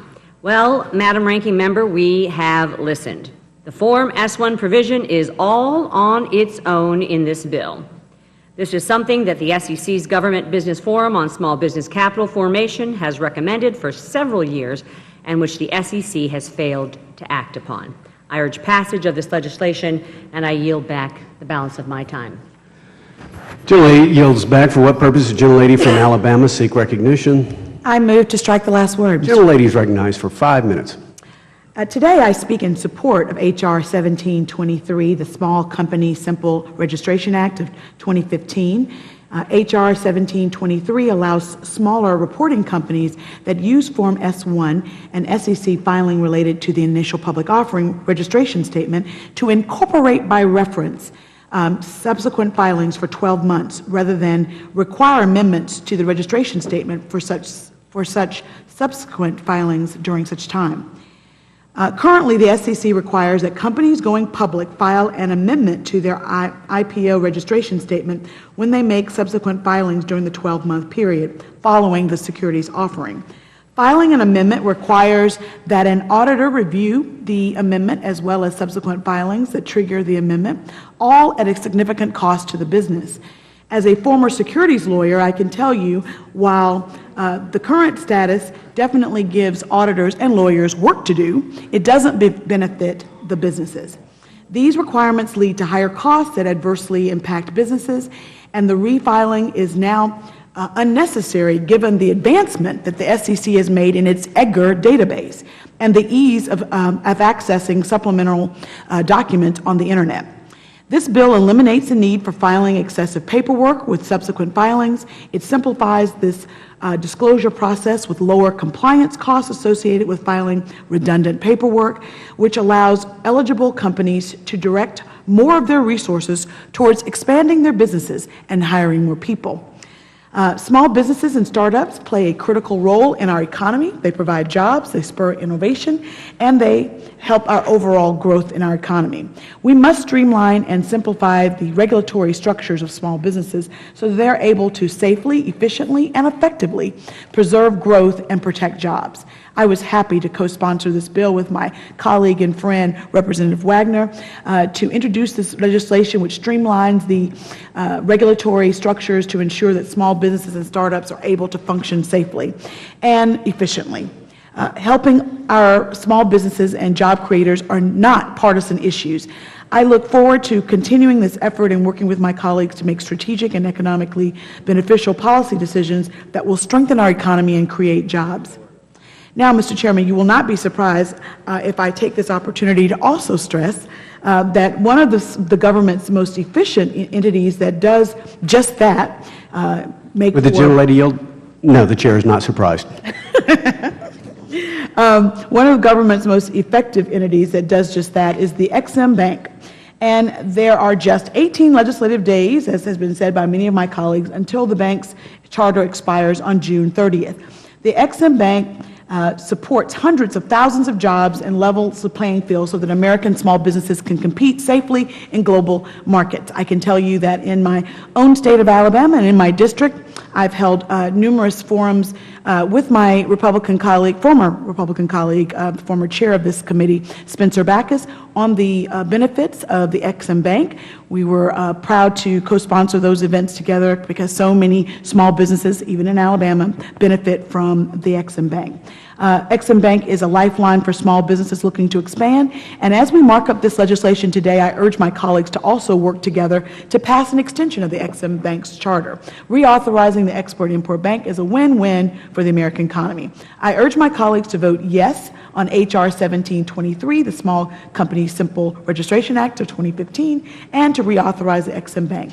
Thank you, and I yield back the balance of my time. The gentlelady yields back, who seeks recognition. Are there any amendments? There being no further discussion on amendments to the bill, the question now occurs on adoption and report. For what purpose does the gentlelady seek recognition? The gentlelady is recognized for 5 minutes. Mr. Chairman and members, this provision, which makes a lot of sense, was unfortunately attached to a larger bill last Congress that did not make a lot of sense. So I'm glad to see that this provision is being offered by itself, as I think it now has a much better likelihood of moving to the President's desk. H.R. 1723 will help smaller companies avoid having to obtain an audit related to a filing that itself already audited.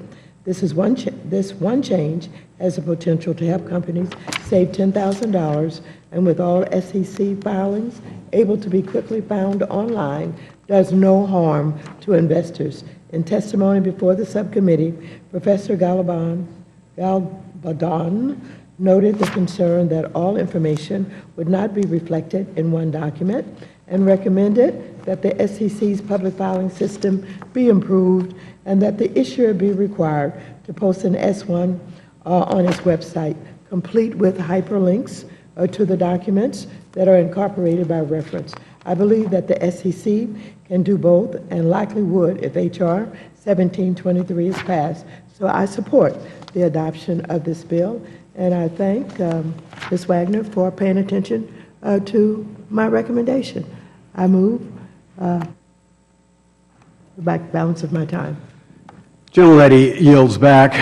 Any further discussion? There being no further discussion or amendments to the bill, the question now occurs on adoption. In reporting the bill favorably to the House, those in favor shall signify by saying aye. Aye. All those opposed shall signify by saying nay. In the opinion of the Chair, the ayes appear to have it. The ayes have it. For what purpose does the gentlelady from Missouri seek recognition? A recorded vote has been requested. All those in favor of a recorded vote shall raise their hand and be counted. A sufficient number having raised their hands, a recorded vote is so ordered, and pursuant to subsection C5 of Rule 3 of the committee rules, the vote on this question is postponed. Now, pursuant to notice, I now call up H.R. 1847. The clerk will report the bill, which has been distributed in advance. H.R. 1847 to amend the Securities and Exchange Act of 1934 and the Commodity Exchange Act to repeal. Without objection, the bill is considered read and open to amendment at any point. The Chair now recognizes the gentleman from Michigan, Mr. Huizinga, the sponsor of the legislation, for 5 minutes. Thank you, Mr. Chairman. Thousands of companies across my state of Michigan, as well as all across the United States, utilize derivatives to better manage the risks that they face every day in their business. The use of derivatives to hedge these risks benefits the global economy by allowing a range of businesses, from manufacturing to healthcare to agriculture, to improve their planning and forecasting and, frankly, to offer more stable prices to their customers. By imposing undue regulatory burdens on end users, this could increase costs and reduce liquidity in would prevent end users from using the derivatives market efficiently and effectively. That's why I'm the proud sponsor of H.R. 1847, the Swap Data Repository and Clearinghouse Indemnification Correction Act. This bipartisan legislation would remove an indemnification requirement imposed on foreign regulators by Dodd-Frank as a condition of obtaining access to data repositories. In fact, the CFTC and the SEC issued a joint report on international swap regulation acknowledging the problems with the indemnification process and provisions in the Dodd-Frank Act. The SEC and the CFTC staff reported that the indemnification provisions have, quote, caused concern among foreign regulators, some of which have expressed unwillingness to register or recognize a swaps data repository unless able to have direct access to necessary information, end quote. Additionally, the report noted that, quote, Congress may determine that a legislative amendment to the indemnification provision is appropriate, close quote. As you can see, this legislative solution is a small technical fix that is desperately needed, however, and it is vital to maintaining the integrity of domestic and global derivatives markets regulations. I urge swift consideration and passage of H.R. 1847. And with that, I yield back. Gentleman yields back. I wish to remind members, pursuant to the markup notice, pre-filed amendments will be given priority recognition. We have one pre-filed amendment for this bill that is currently under consideration. We'll consider that before others, but before consideration of amendments, is there any discussion of the bill? For what purpose does the gentlelady from Wisconsin seek recognition? Move to strike the last word. Gentlelady is recognized for 5 minutes.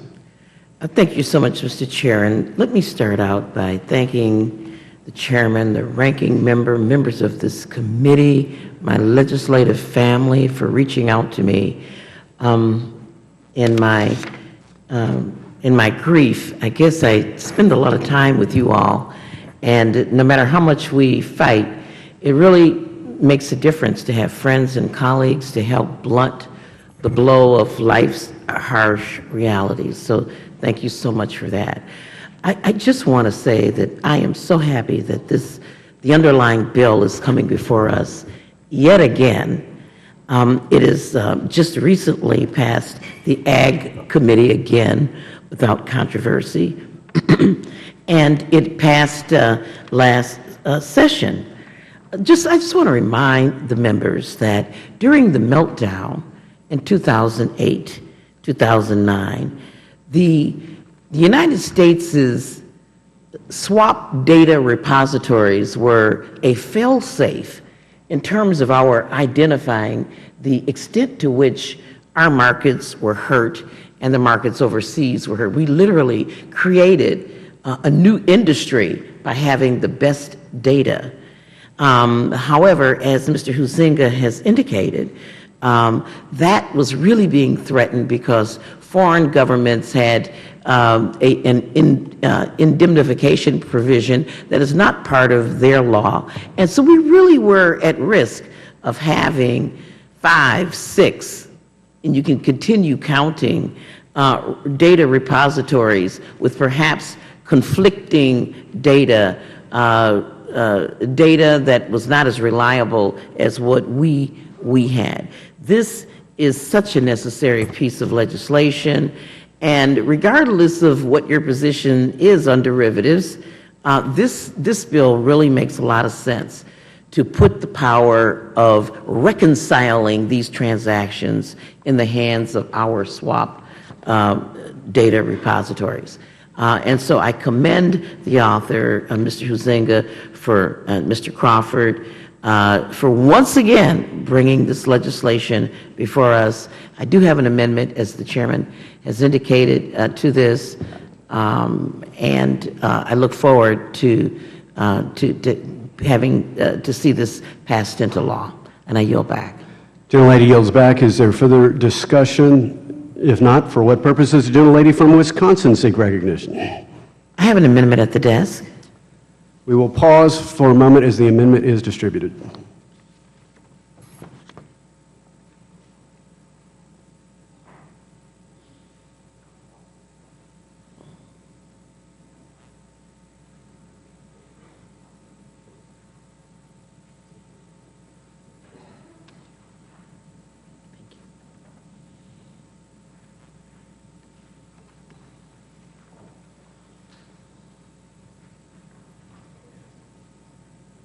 Is there any member who has not received a copy of the amendment? The clerk will report the amendment. Amendment offered by Ms. Moore, add at the end the following, Section 3. Without objection, the reading of the amendment is dispensed with. The gentlelady is recognized on her amendment. Thank you so much, Mr. Chairman. I want to again thank Mr. Huizenga and you, Mr. Chairman, and our ranking member Waters for really working with me on this amendment.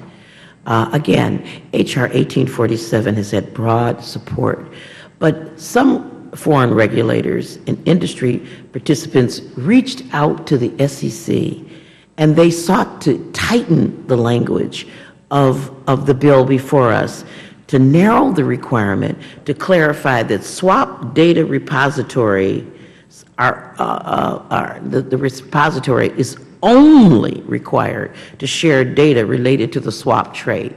This reduces the chances of fraudulent transactions.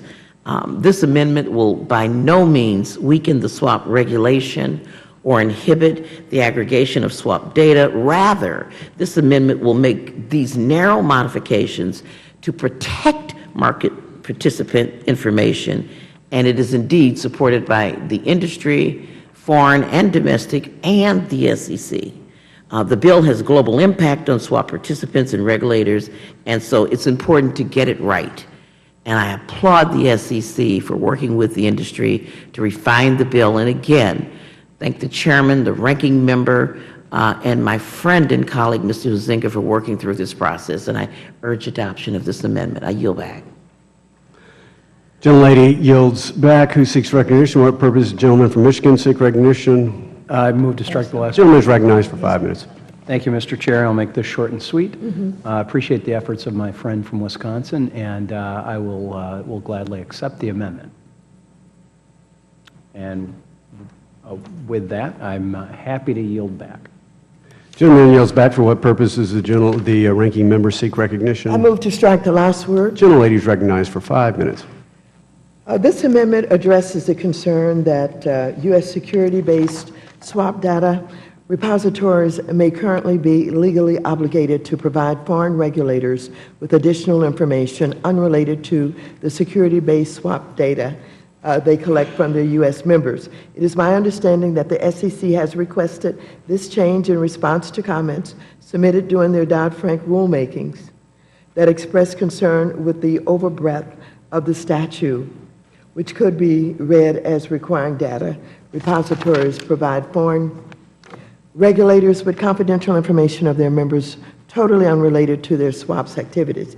This concern was highlighted by the Managed Funds Association and members of the buy side, which noted that under this statute, foreign financial supervisors, foreign central banks, and foreign ministries could request and obtain any data repository information. As with the underlying bill, this amendment encourages the submission of swap information to data repositories while helping to promote the free flow of important such information among our nation's regulators and their foreign counterparts. I thank the gentlelady for this amendment. I support this amendment and yield back the balance of my time. Gentlelady yields back. Is there further discussion on the amendment? Question now occurs on the amendment offered by the gentlelady from Wisconsin, Ms. Moore. All those in favor shall say aye. Aye. All those opposed shall signify by saying nay. In the opinion of the chair, the ayes appear to have it. The ayes have it, and the amendment is agreed to. Gentlelady didn't request. Okay. Is there a further amendment to the bill? Is there further discussion to the bill? There being no further discussion or amendments to the bill, the question now occurs on adoption and reporting the bill as amended to the House with a favorable recommendation. Those in favor shall signify by saying aye. Aye. All those opposed shall signify by saying nay. In the opinion of the chair, the ayes appear to. For what purpose does the gentleman from Michigan seek recognition? A recorded vote has been requested. All those in favor of a recorded vote shall raise their hand and be counted. A sufficient number having raised their hands, a recorded vote is so ordered, and pursuant to subsection C5 of Rule 3 of the committee rules, the vote on this question is postponed. I wish to alert members that votes are presently underway on the floor. We will recess the markup and resume proceedings immediately following the votes. We expect then to be in recess for roughly 20 minutes. The committee stands in recess.